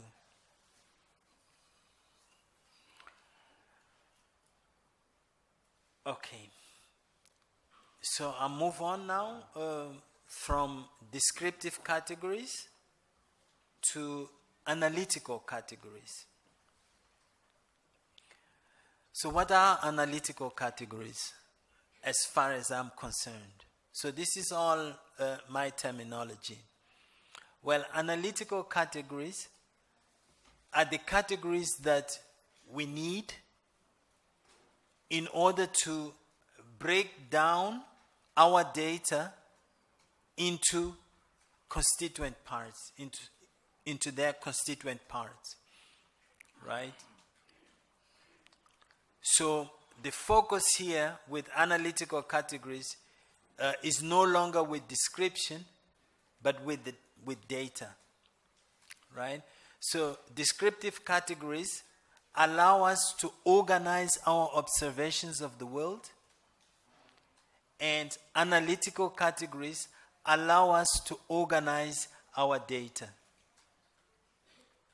Right? So part of what I was doing when I gave the example, the driving example, is part of what you can do when you approach your data.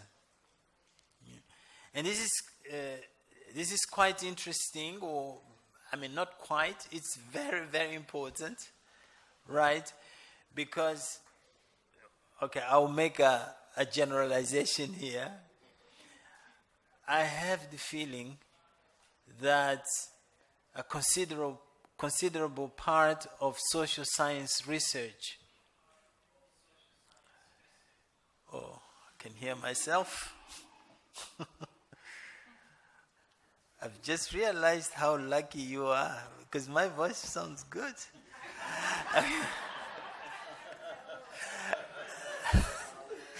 Okay. So,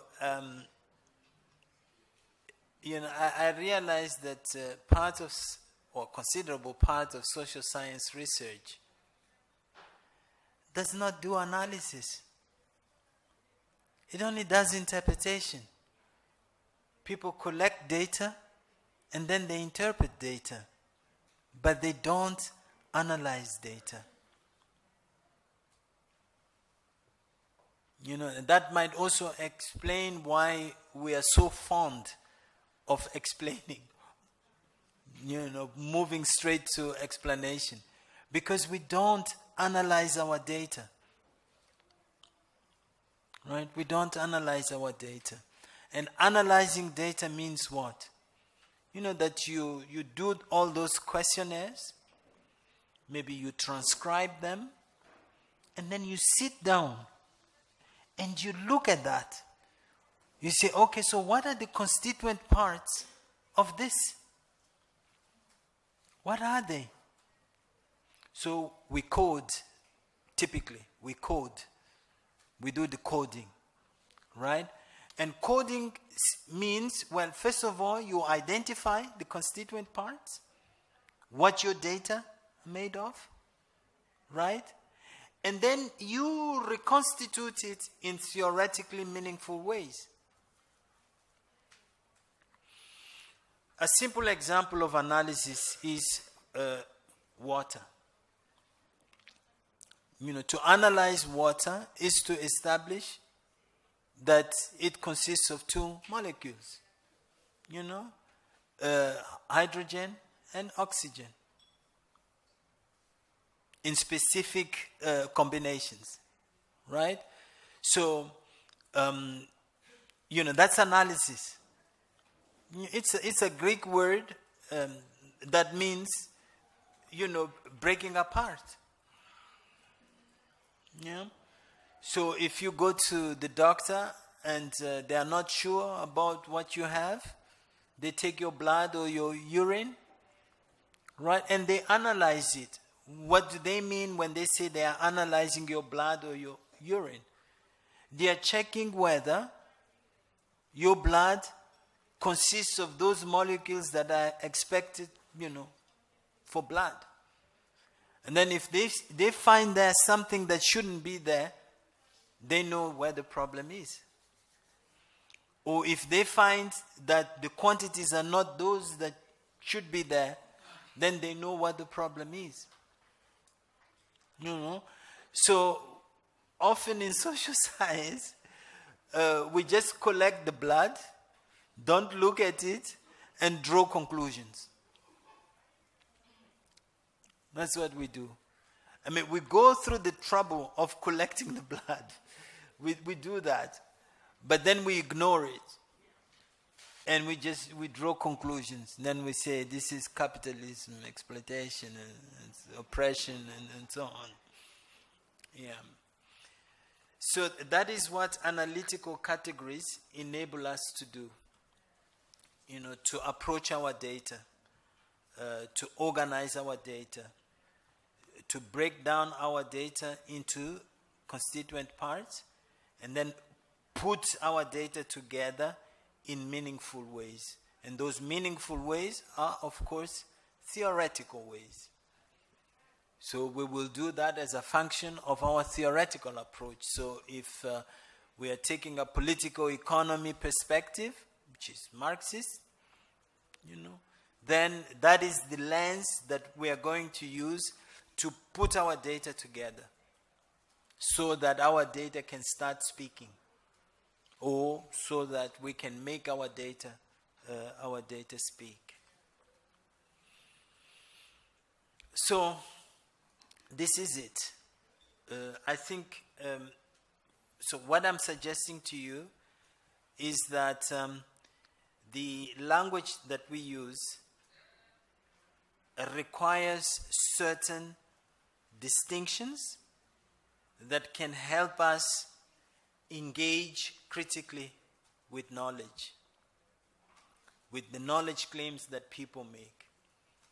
And we do that critical engagement by paying particular attention to the descriptive nature of categories, to the conceptual nature of categories, but also to the analytical nature of categories. And that we can only be, if you like, satisfied with the critical engagement that we are making if we have inquired into all those levels, right? And if we have made the relevant distinctions, at that level. Right. Now, this has got serious implications to our question concerning how political knowledge is. It has serious implications. And those implications have to do with the nature of concepts as black boxes. Again, I'm referring here to the work of the French sociologist Bruno Latour, who claims that the way science works is by concealing the processes that constitute it. So I'm suggesting also that concepts have that quality as well. They are objects or they are tools that conceal, the processes that constituted them. I think this German politician of the 19th century, Otto Bismarck, once said, politics is like sausage. You don't want to know what went into making them, right? So it's the same with concepts. They are like sausages, right? You don't know what went into there. Yeah. But to be a critical scholar means having an interest in knowing what went into the concepts that you use, right? And so, we need to unpack, we need to open the black box. And I think what we find in those black boxes that we use as concepts are three things. The first thing, which owes to the legacy of the Enlightenment project that produced the conceptual vocabularies that we use, is the conflation of Europe and the universal. Right? So the whole idea that reason is paramount, and I think that's an acceptable statement. I think we can accept that statement within certain bounds, has led people to assume that the accounts of the world which they were giving at a particular time were not simply local accounts, but accounts of the whole world, right? So if you want to know the world, the real world, this is the vocabulary that you have to use. Yeah. And so this is, that point where a lot of critical inquiry has come from outside of Europe. So when you think about approaches like, can the subaltern speak? Post-colonialism, decoloniality, the coloniality of knowledge, and so on and so on. Even feminist scholarship. What people are saying is basically that we need to challenge the assumption that there is an elective affinity between Europe and the universal. So when Chakrabarti Dipesh Chakrabarti once said, we need to provincialize Europe, this is what he meant. That Europe is local. Europe is local. So provincializing Europe means acknowledging its local nature. Now, this is not to suggest that out of a local experience you cannot say meaningful things about the world. Not at all. So there are things that you can say about the world. I think it would be a mistake to assume that the only possible conversation is the local one. You know, because we always have the ambition to say something meaningful, not only to us, but to others.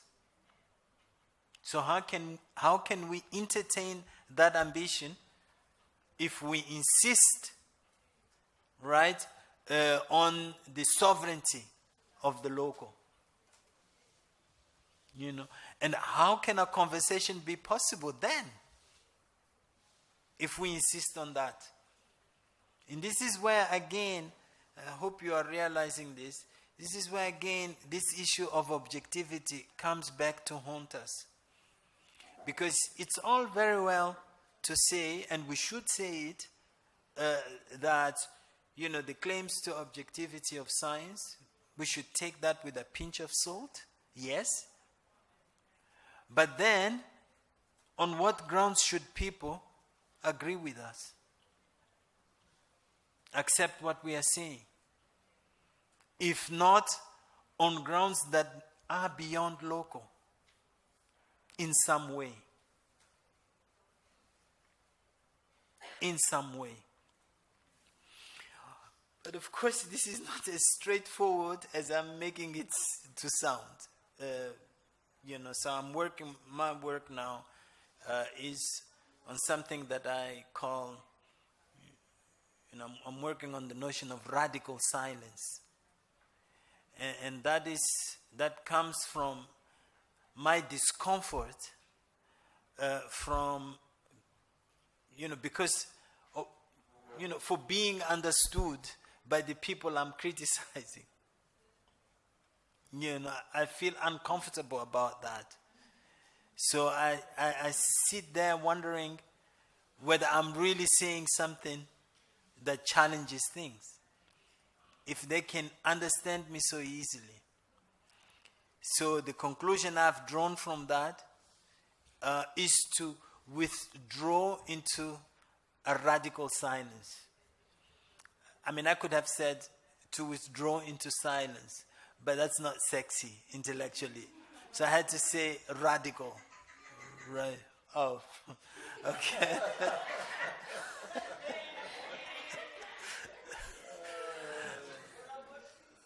Again. I mean, actually, before we came here, I told him to record laughter so that, you know, like they do on television. Right. So radical silence, I mean, of course, it's not just about being sexy. It's also about saying it's an active form of silence. You know, it's a silence that challenges, you know, our claims to understanding one another and the terms by which we understand one another. Right. But that's a very complicated issue, I know. But it's simply to say that the concepts which we use are black boxes, and those black boxes contain within themselves this highly problematic assumption that you can conflate Europe with the universal. And that working with concepts means addressing that particular problem. You know, and I have no idea, or I don't want to suggest, you know, the outcome of that. I don't want to say here that if you do it properly, at the end of the day, this is what you're going to have. I'm just stating the problem. The second thing about black boxing is it's actually a stimulating kind of idea. And it is the relationship between the present, that is what we have today, right, and history, but history in the sense of contingency. So I was talking a little bit about this yesterday. When we look at the world today and we use social science vocabulary, the impression that it conveys to us, that social science vocabulary, is that this world could not have been otherwise. So, back many centuries ago, the German philosopher Leibniz said, we live in the best of all possible worlds. That was in the 18th century. Yeah, we live in the best of all possible worlds. So it's this idea that if you do things right, this is the kind of world you're going to end up with. Yeah? So, the state of Africa today is probably the outcome of not doing things right. So you use this language to describe what is not normal.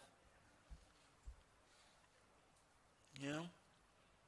And that is why a lot of our research in sociology, perhaps less so in anthropology, but definitely in political science, in economics, and so on, it's research about everything that is wrong about us. It's research about everything that's wrong about us. Yeah? So we use social science vocabulary in normative ways. Yeah? In normative ways. So here, that question that we are grappling with in this summer school comes back. How political is knowledge? So maybe one answer that we could give is that knowledge is political if we do not critically engage with the normative assumptions of the concepts that we deploy. If we don't do that, then the knowledge we are going to produce is likely to be political. So, actually, there's a sense in which it's not possible to do research in Africa without being critical. It's just not possible. No. And this does not mean that we have to give up the standards of science. We should give up methodology, we should give up objectivity. No, it just means we should take everything that we do with a pinch of salt. That's all it means. So that's the second thing. Now, the third element of black boxing that I also wanted to share with you is, what I see as a tension between what linguists describe as procedural knowledge and propositional knowledge. So propositional knowledge would more or less correspond to what I was saying about conceptual categories. So propositional knowledge is about making discoveries about the world, about the social world. So basically going out to find out what there is out there. Or if you want to take the other perspective, going out to create or to produce new things. Whereas procedural knowledge is knowledge that basically comes to us through how we deploy particular techniques to produce knowledge. Yeah? How we deploy particular techniques to produce knowledge. So the famous philosopher from Benin, Paulin Untonji. One of the things that made him famous was his suggestion that there is an intellectual division, or there's an international division of intellectual labor, where Africans collect data and non-Africans theorize and interpret data produced by Europeans. Yeah, that's the international intellectual division of labor. Yeah, I think you can express that using the terminology I'm suggesting here of propositional and procedural knowledge. So we do that, what Utonji is criticizing, we do that when we simply focus on procedure. When we are not concerned with theory. And remember what I said the other day, when we are not concerned with finding out how relevant the knowledge we produce in Africa is to understanding things in Germany, in France, in the US. You know, every time we fail to have that ambition, we are committing ourselves to procedural knowledge. Right? And so that also explains a bit the exercise we did with Proverbs. There is a stock of knowledge. I mean, we like to say there's local, we have local knowledge, vernacular knowledge, and so on, but we don't actually do it. We don't do it. Right? So, there's a problem with carrying out research only concentrating on procedural knowledge and not on propositional knowledge. And again, that is something that comes our way through these black boxes that we call concepts. Right? Because we fail to appreciate the extent to which those concepts actually reflect a critical engagement that people carried out, with the concepts that they are using, as far as the procedural side of things is concerned and the propositional side of things is concerned. So some of the best work done by, say, African scholars, the most stimulating intellectual work done by African scholars has consisted in procedural knowledge and moving into propositional knowledge. When somebody like Valentin Mudimbe looks at the concept of Africa and, how it came into being and how it came to have this representational quality, which is functional to the reproduction of the power of Europe over us, which is pretty much what Edward Said said about the Orient, Orientalism. And then Mudimbe says there's a colonial library. There's a colonial library. And so the knowledge of Africa comes from that library. So he's moved from procedure to proposition. And he's saying to us, look, maybe we think we're producing knowledge, but we're not. We're just going to that library to pick up things, to pick up books, and then present those books as the revelation of reality. When somebody like Samir Amin, whether we agree with that or not, but when Samir Amin says we have to delink, right? He's going beyond Marxism. He's going beyond Marxism. So he's going beyond procedure to proposition. Yeah. So it's that kind of thing that's being suggested here, that we are dealing with black boxes. So to do research, to critically engage with knowledge production, is to open up those boxes and see what's in there, and see how the things which are there, in there, relate to one another, and how, they are concocted, how they, form into shapes, into things that we then recognize outside here as sausages, right? As sausages.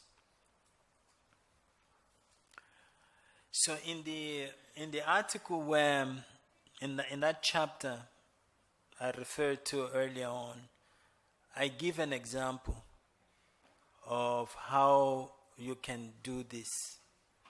And the example which I give is the concept of democracy. I look at the concept of democracy and how we apply it in Africa. And what I try to show is how the concept of democracy should be viewed not simply as the outcome, but as a contingent outcome of historical processes. And that failure to look at the concept of development as a contingent outcome is partly responsible for our inability to account for what we have politically today. Our failure to understand political systems in Africa may be related to that particular thing. So in terms of what I don't know, and actually I should know in order to do political sociology, is actually, to engage critically with the concept of democracy. How should I use the concept of democracy to explain things in Africa? Because a lot of us, myself included, simply use that concept in a normative way. So we approach things, political things in Africa, using the concept of democracy. And what it does with us is to encourage us to look for what's not working, what's at fault, what's lacking, and so on. And I am not sure that's the best way to work with that concept. Rather, I'm not sure that by working with that concept in that way, I will be able to achieve my research objectives. Yeah. So that's one thing that I do to illustrate what I mean by opening up the black box. But it's also, allowed me, for example, to see how recent democracy is in Europe. Because somehow you get the impression that Europe has always been democratic. And then I look and I see up until the First European War, there were only 3 republics in the world, in the European world.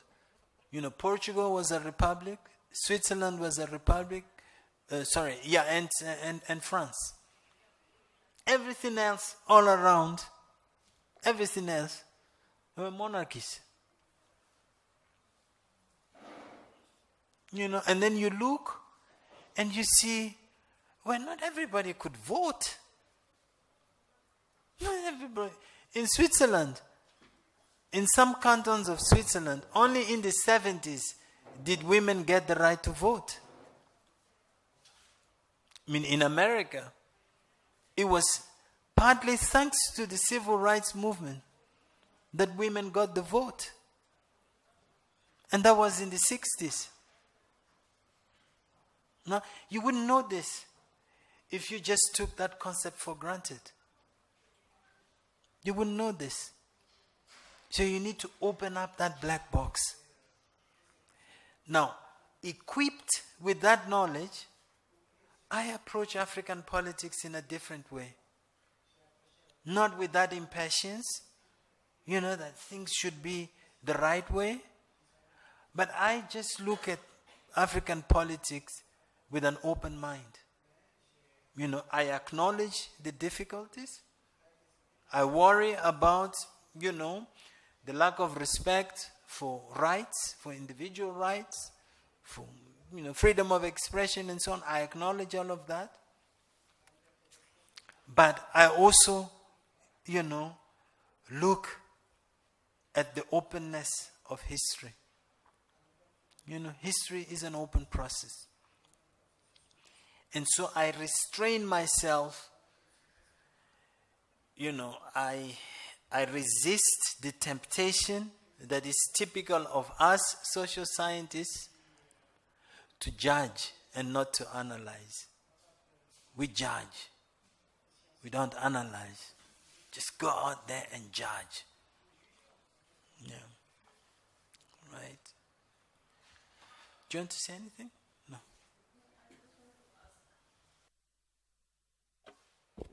Thank you. I just want to ask, when you do the black box, I feel like even though we agree with decoloniality as black scholars and we agree with what we need to do, the way we approach, I don't know if I should say the black box, Ramos, as you know, Ramos, we will have classes with him on African philosophy. But Ramos does something that not other African scholars want to do when they open up this critical thinking. Ramos will give us, let's say, Plato to read. And then, but his whole class is about African theology. And then he gives us these tools that you are able to open them so that when you are there with the people, you are able to even disprove how illogical this theory that has been made universal. But then the African scholars who want to disengage in the sense that they want to write about, let's say, we talk about democracy. What does democracy mean in Africa? And then they write about that. And I don't think there's maybe either or, but how do we come? I don't know how to say it. Invention of Africa, for me, feels like Mudimbi sort of like pulled back and looked at this thing as it is, and then he was able, I don't know. So how do we come into this black box you are talking about and being able to pull it apart? Yeah, no, that's a very good question. I think it has to do with several things. The first thing is the following. Knowledge today is that which we can know through the use of scientific methods, right? Whether we agree with that or not, with that state of affairs is a different matter.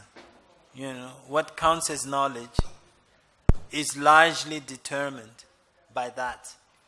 Now, that does not mean that we do not acknowledge other forms of knowledge, but we, by virtue of the fact that we are trained at university and so on, we implicitly make that claim. So, we need to know the nature of that knowledge. We cannot ignore Plato if we are doing philosophy. We cannot ignore Kant if we are doing philosophy. We cannot ignore Marx if we are doing social science and philosophy and history. We cannot ignore all of those people. We have to engage with them. We have to know what they said and then take things from there. So that's the first thing. Because of course, some people who are more radical than others might actually question even the legitimacy of getting to know the canon. Yeah, they might question that. And I think that's foolish. especially if it's someone who's already learned that and is denying other people that learning. That's a problem. Yeah. So there's that element. Now the second thing, take Mudimbe, or you can take, for that matter, you can take Edward Said, or for that matter, you can take Walter Mignolo. I mean, what they wrote. So Mudimbe, The Invention of Africa. Edward Said, Orientalism. Walter Mignolo, The Idea of Latin America. Right? If you take their work, that is not possible without a reference to Michel Foucault. So I cannot tell my students, read Mudimbe but don't read Foucault, because he's a dead white male. No. And look at what they did with him. And look at how they improved on his thought. That's what you have to look. Let's continue. So I'm sorry about this technical interruption, but we are good to continue. So I was still replying to the question concerning how we do this uncovering of the black box. And so the first answer was that, or the first point in the answer was that we don't need to disown the knowledge that constituted us as scholars. We need to engage with it. We accept it. And I think it's a sign of modesty to do that, because, it's often that knowledge that gives us the legitimacy to confer legitimacy to other forms of knowledge. Yeah. Well, often by simply using our academic authority to say that local knowledge is valid knowledge. We are using our academic authority to do that. And that kind of knowledge could react the way that Du Bois reacted to Harvard. They could say, I don't need you to say that I'm knowledge. Come back, learn me, and let me give you my authority for you to speak on my behalf. When Amilcar Cabral, the Guinean and Cape Verdean freedom fighter, who was also an intellectual, when he reacted to negritude by saying, look, the people don't need to go back to their roots. They've never left their roots. You need to go back. You, the intellectual, you go back. If you want to speak on their behalf, go back and learn their language and speak from within. From within and not from outside. So I think this modesty is very important. A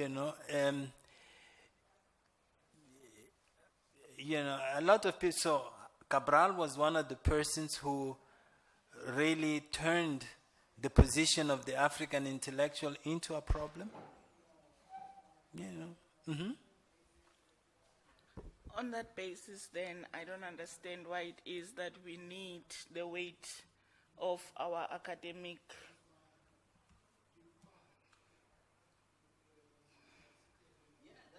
So that's the point I'm making. That we need to realize that our authority comes mainly from social science. This is the language we're using to speak. And I don't think we should disown it. We should accept it and move on with it. But it does not give us the authority to speak on behalf of others. Or when we do that, we have to be aware of the position from which we are speaking. And we have to be transparent about it. We have to say it. Mm-hmm. To just give an example, with my research on forgiveness and Desmond Tutu, I wanted to critique him, and I wanted to prove also part of it that what he says is Ubuntu is actually Christianization of Ubuntu. So therefore, I have a whole chapter 2 on Western discourses on forgiveness, so that I can show how Western his conceptualization of forgiveness. So I had to read, from Plato, Aristotle, this whole notion of what God does, we must do. And my argument, therefore, was like, but African spirituality doesn't say what God does do. We don't even know if God cares about that, actually. But what we do, the living dead, the living, and those who are yet to come, that's what is important. But I had to go to read, and I even read the Stoics to even argue that even the Christian conceptualization of forgiveness is based on Stoicism, which is actually Western culture. And Ramose helped me with this to say, go beyond, go and read them so that when you sit there, you can show how uncritical they are in the approach of forgiveness, using even that. So it helped me to arrive at my decolonial approach into Desmond Tutu's work and to disprove him that he didn't even realize that he's operating in a Western kind of notion of Ubuntu. I think my discomfort had to do with the word academic authority.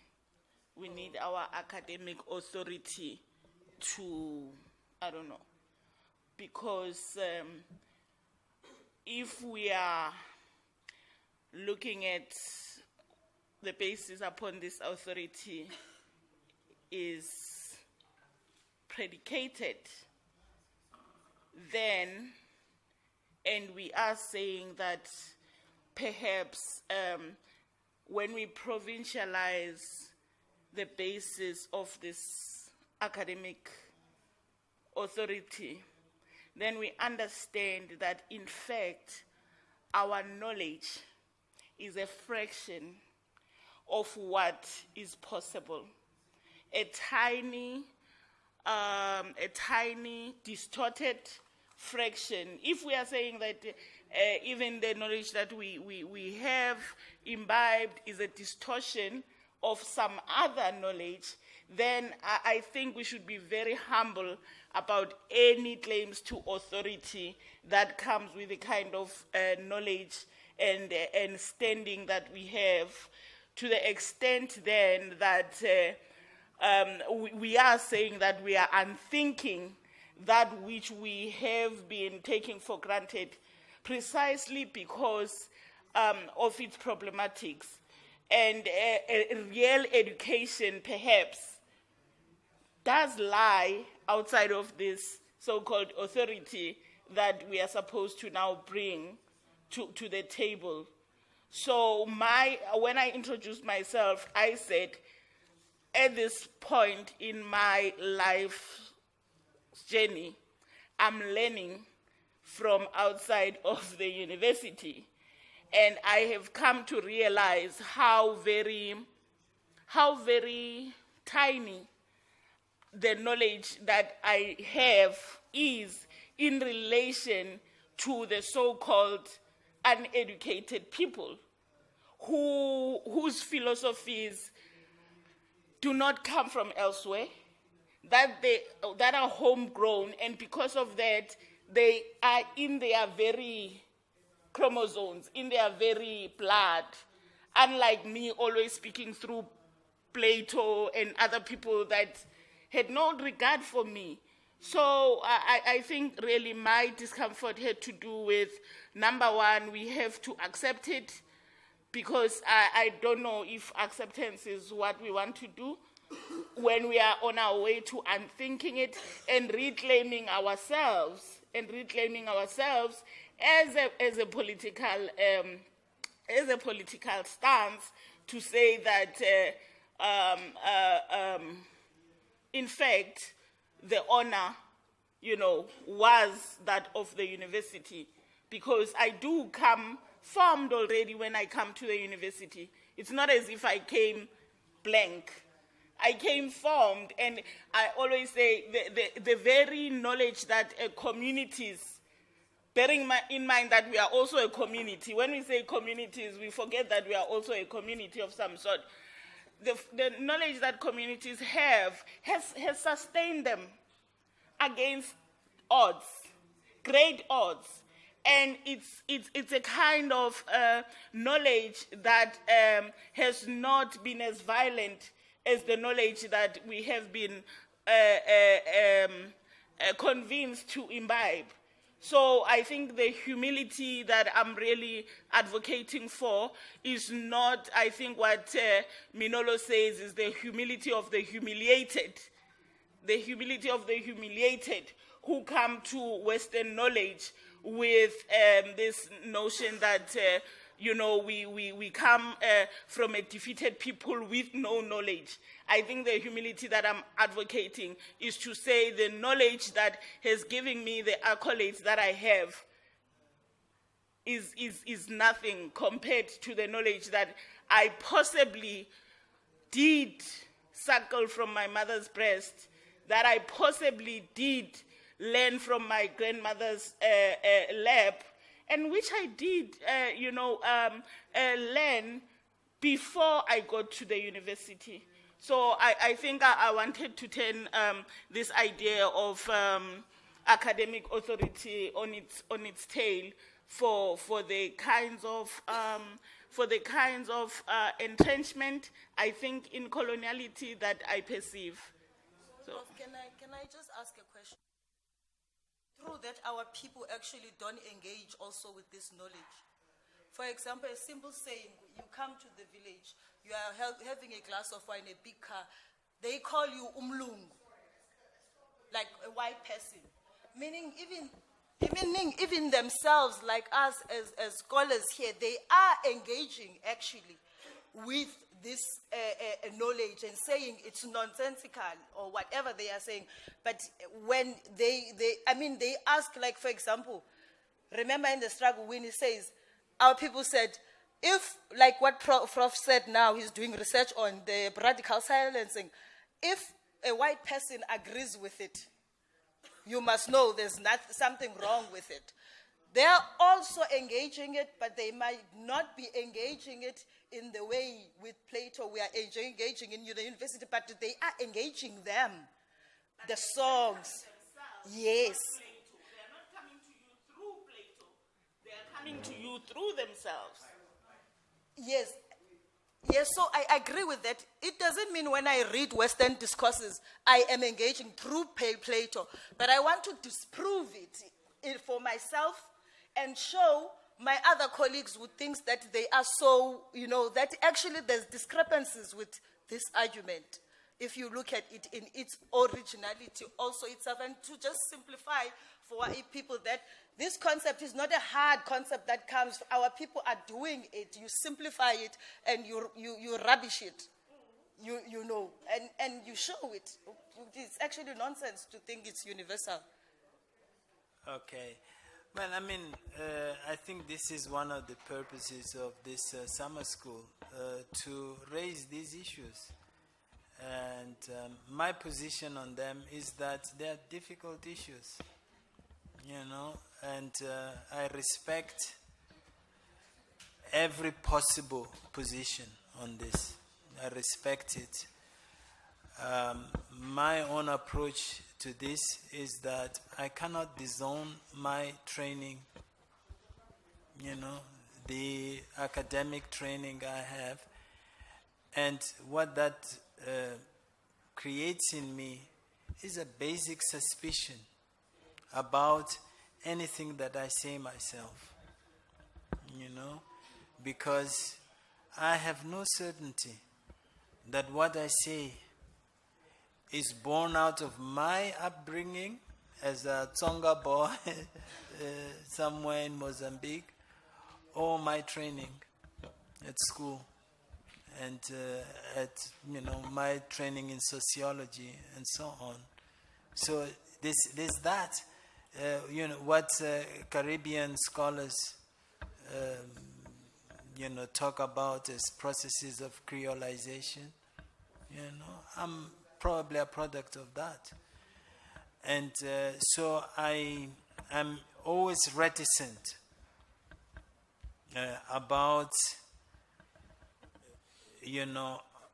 how representative my voice is, of my position as an African scholar. Now that is also because it's not like this science and the scientific approach defines fully the European, because they too have that relationship. Science is a very particular enterprise, so which is in confrontation with everyday life in Europe. I lived so many years in Germany, and I see that at every level, that the German that kids speak at home is not the German that's taught at school. So they go to school and they learn a completely new world. So often this conflation of science with Europe can be problematic, because it's a very specific activity. And then, we can draw from people like Marx, and we are comfortable doing that. Why? Because he's been critical. And we recognize that criticism. Mudimbe and Said can draw from Michel Foucault. Why? Because they recognize, how critical that particular perspective can be. And so they run with it. So I think, this idea of being humble is very important in all sorts of ways. So humble in terms of acknowledging my intellectual debt to the university, but also humble in acknowledging my intellectual debt to my,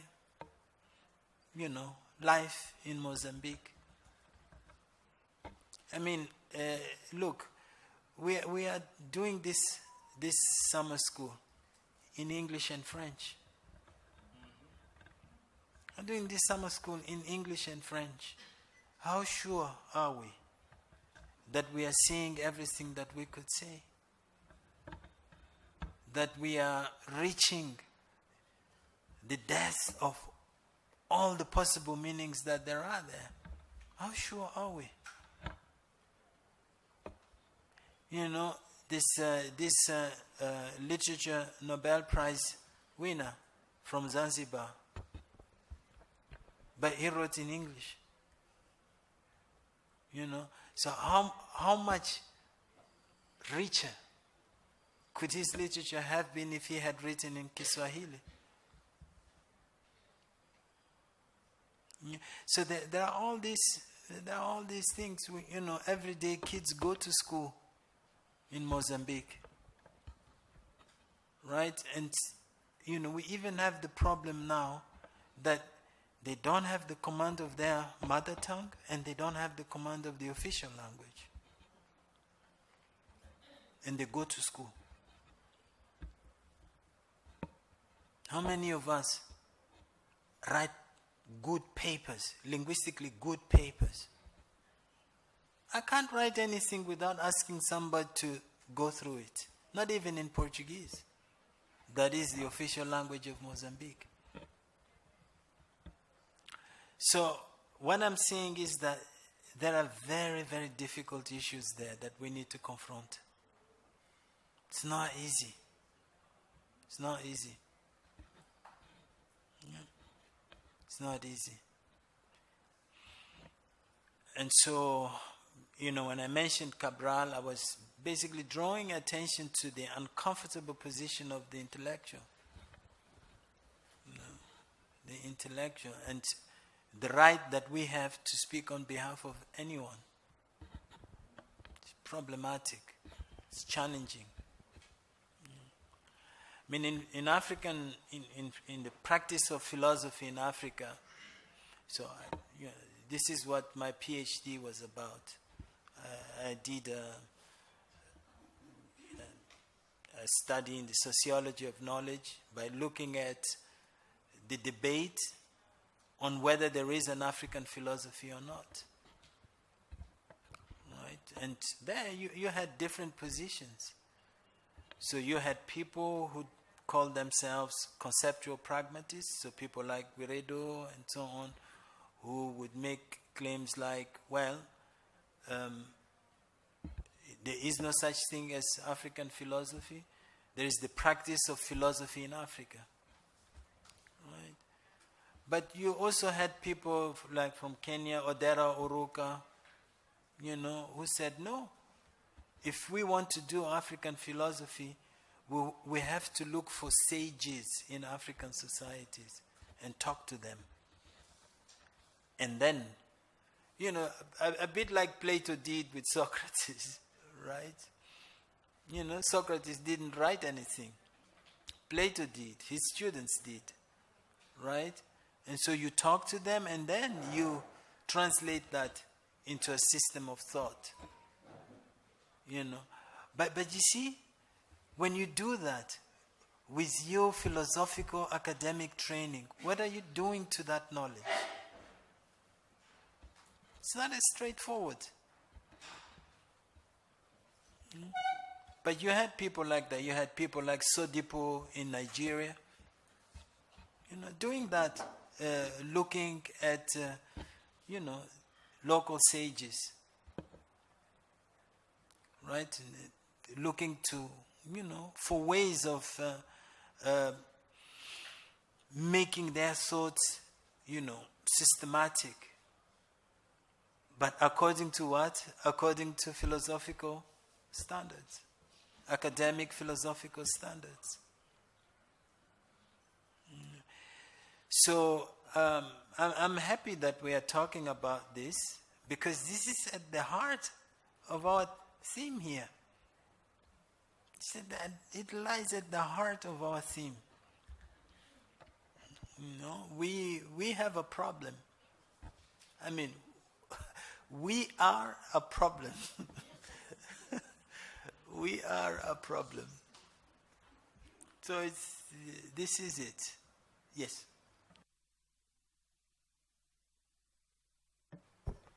Thank you, Prof. I hope I'll be able to speak today. I hear you and I hear all those concerns and all that you're raising. But I believe that context is also important to our work, to our contribution to society and life. What you're talking about, for example, you made an example of Germany where, life at home and at school and is not the same and so on. And they keep on making reference to those philosophers and so on. And I guess the context is very relevant, not only in Europe, maybe somewhere in Africa as well. I also have an issue with the concept of scholar. You use the concept scholar a lot. And for me, it comes as if it's like, what do we call it? School, to be schooled. You know what it means to be schooled? It has got some militaristic connotations in it. You have to be in a certain way, to adhere to certain standards, which are very militaristic, I must say. And I understand you very well when you say it's hard. I want to come to your side and say, yes, it's hard, but I also think of like authors like Altaminolo, when they write about epistemic disobedience. And that's where you see like that humility that you're talking about. you need to come out of it when you read that. Actually, that's how I understand it. I understand it. I don't know about other scholars, but for me, it's like I have to come out of that humility in order to find myself again. Outside of this scholarship, there's Thomas Sankara who says it takes a certain level of anger to make it possible. And why should it be only possible outside of the academy or outside of the scholarship, but not inside? So I take those philosophies as well. But coming back to that, at home we've got I don't want to call them scholars, but for the sake of this, I'll just say scholars who are interested in working with elders. I think for you do that kind of work as well. So yeah, and I find it very liberating for me as a student, as a scholar again, and to say, man, this is good.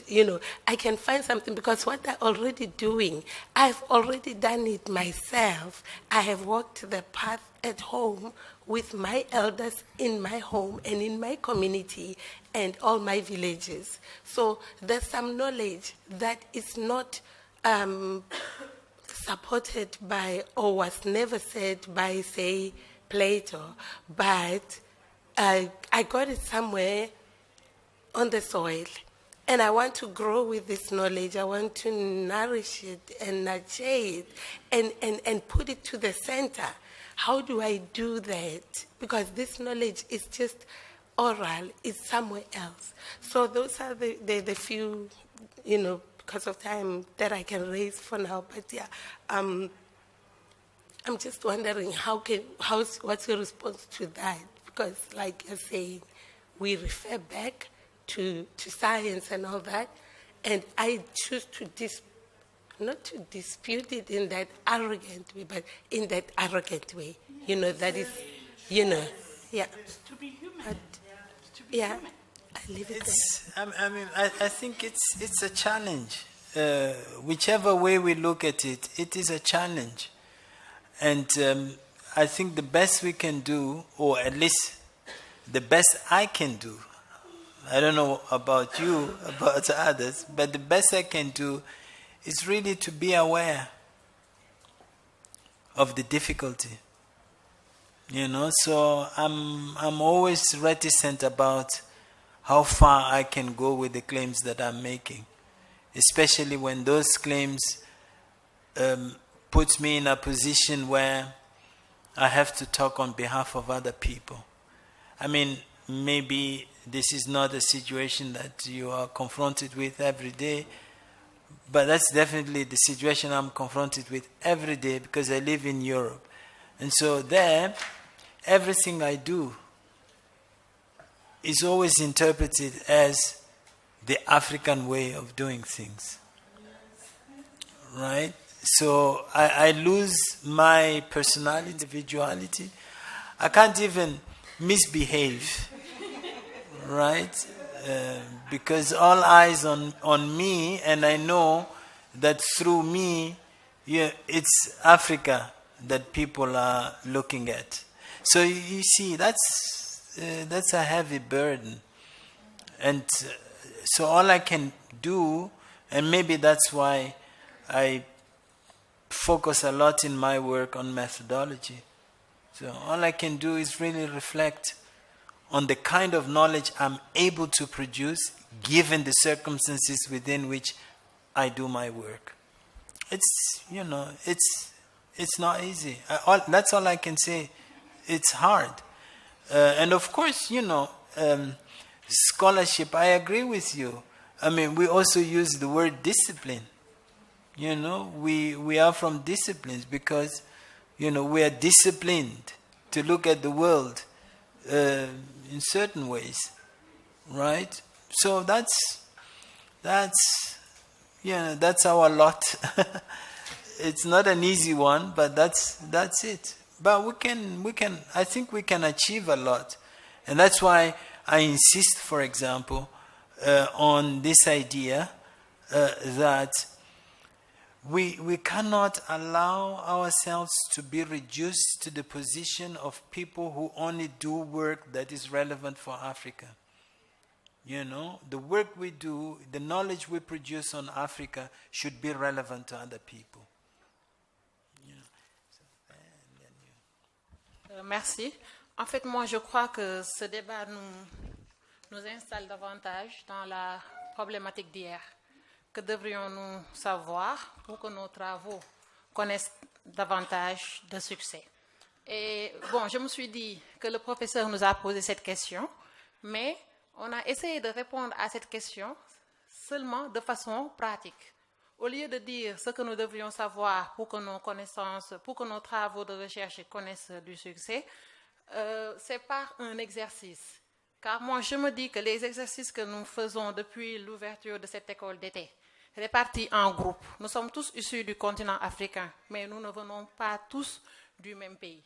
Du coup, quand on a à analyser un concept, chacun d'entre nous a une vision particulière de ce concept, ou parfois même différente, et ça n'empêche pas d'avoir des échanges riches et fructueux. Donc, pour moi, en tant que chercheur, nous devrions reconnaître que le monde offre beaucoup de possibilités. Le savoir est immense et il y a des aspects qui nous échappent. De ce fait, il nous incombe aussi de réinterroger nos pratiques habituelles et de ne pas les prendre pour une évidence ou une vérité figée, mais se dire que ce n'est pas parce qu'une conception quelconque ne nous arrange pas ou du moins est différente qu'elle est forcément fausse ou mauvaise.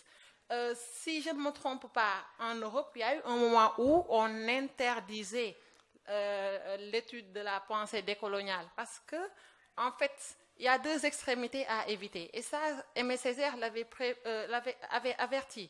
Quand Césaire dit il y a deux façons de se perdre, par ségrégation muée dans le particulier et par dissolution dans l'universel.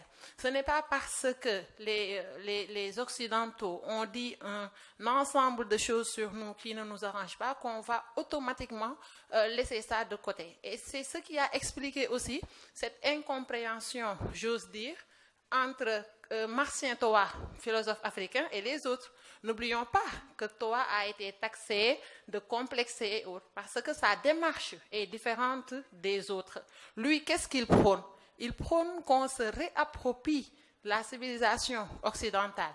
Mais quand on se réapproprie cette civilisation, c'est après pour aller au-delà de cette civilisation et montrer les limites. Si aujourd'hui je veux critiquer un Kant ou un Platon, ce n'est pas en ignorant la quintessence de la pensée platonicienne ou kantienne, mais il faudrait d'abord que je sache ce qu'ils ont dit, dans quel contexte ils l'ont dit et quelles sont aussi les implications. Donc, ceci pour dire que notre rapport avec le savoir, c'est comme en fait, disons, les lunettes que nous portons pour voir le monde.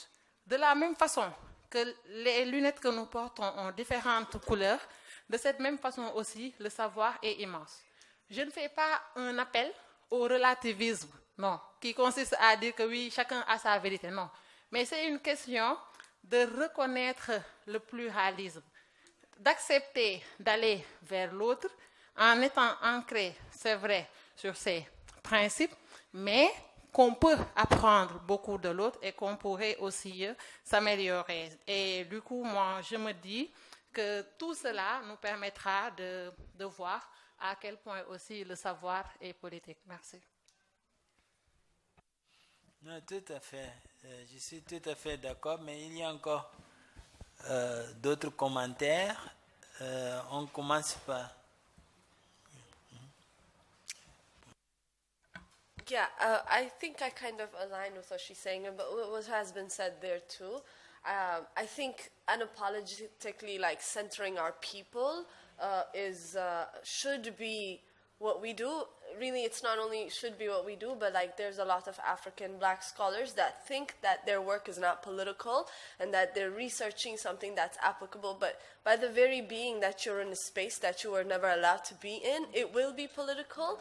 So centering them and being unapologetic about that centering should be how we move, like, because whether or not you choose it, your work will be labeled or constrained in a certain view from the other side. But the mere fact is also that to allow that to confine us to certain knowledges is also very reactionary and also following in the path that was laid out to us. So if I want to read Marx and critique him and use his work, then I should, but I shouldn't do it in a way that it is basically a copy-paste version. Like many of the scholars that I use, if you look at Rodney, Ndaye, these people take their lineage from Marx, right? But their knowledge is generative. They understood what to critique, what to add on, what could not account for Africans or black people, what could not account for specific countries. So I think to say, to unlearn and unthink is definitely something as African scholars we need to do, but to think that we can undo what has already been done is also, because you can't. I've been Western trained. I can't undo it, huh? But that's neither here nor there. We do have PhDs that have gone through this process.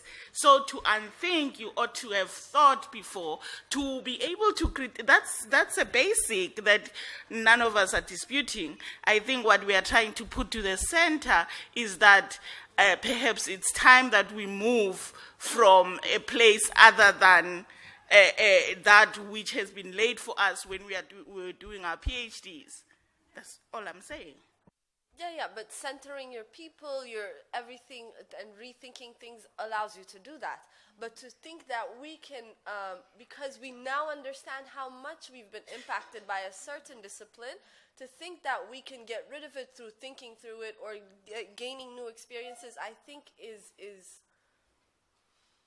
impossible in some ways, because it is, I cannot, sometimes, I am training in political science, so sometimes I really think will I ever go back to Africa and do politics? Do I really, because I see myself consciously or unconsciously, even though I am always trying to remove the biases from myself, I am Western trained, and I see it, whether it's a slip of the tongue or however you see it. So now I have come to accept that is a training, and that can benefit certain things in Africa as long as I'm conscious about who I'm centering and who is leading my work and what kind of thinking is going to lead my work.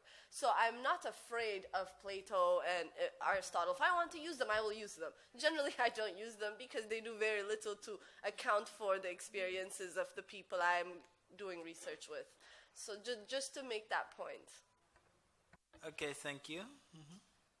I think that what we are agitating for is what Binyavanya Wainan terms, unlocking our imagination. And in unlocking our imagination, we take the construct, we take the idea and the things that have been given, and we deconstruct them and open ourselves to new possibilities. And I think that's what we are agitating for, to say that, yes, why should we start from these tools that we've been given? Because we end up finding ourselves stuck in a rut of using the exact same tools to do this extended work of critique using those exact same tools. So how do we unlock our imagination so that we find different ways in which we are able to think about the world and see the world from our positionality? And I think that's what the agitation for is here. More than an argument around wanting to completely debunk or throw the baby with the bathwater or whatever other sentimental ideals would have. It's unlocking our imagination so that we start to think and we move from a position that speaks to our reality and use the things and use the knowledges that have been there from that particular positionality. Yeah, I think that's what. Thank you. I think there and then there. Okay. I think the question I want to ask seems related to the last point that was made. I know we've been talking a lot about this, but sir, please, I want you to, make a simple sentence about this question, or give me a simple sentence. How can we, as African researchers, make our works relevant to non-Africans in a simple sentence, sir?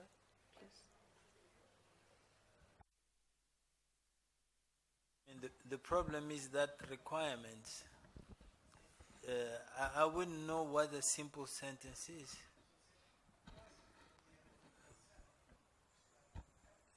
So we have a problem. Okay, maybe I can rephrase. Okay, I mean, like in a very concise way, sir.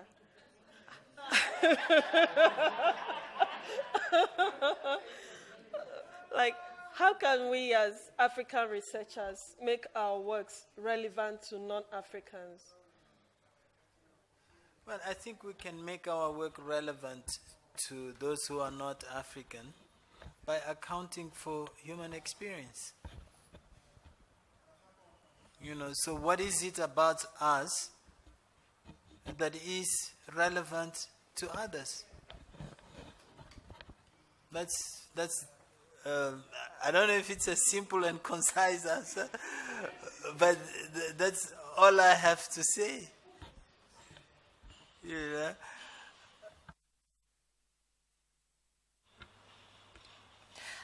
I'm a part of a group of a part of a reading group that is hosted by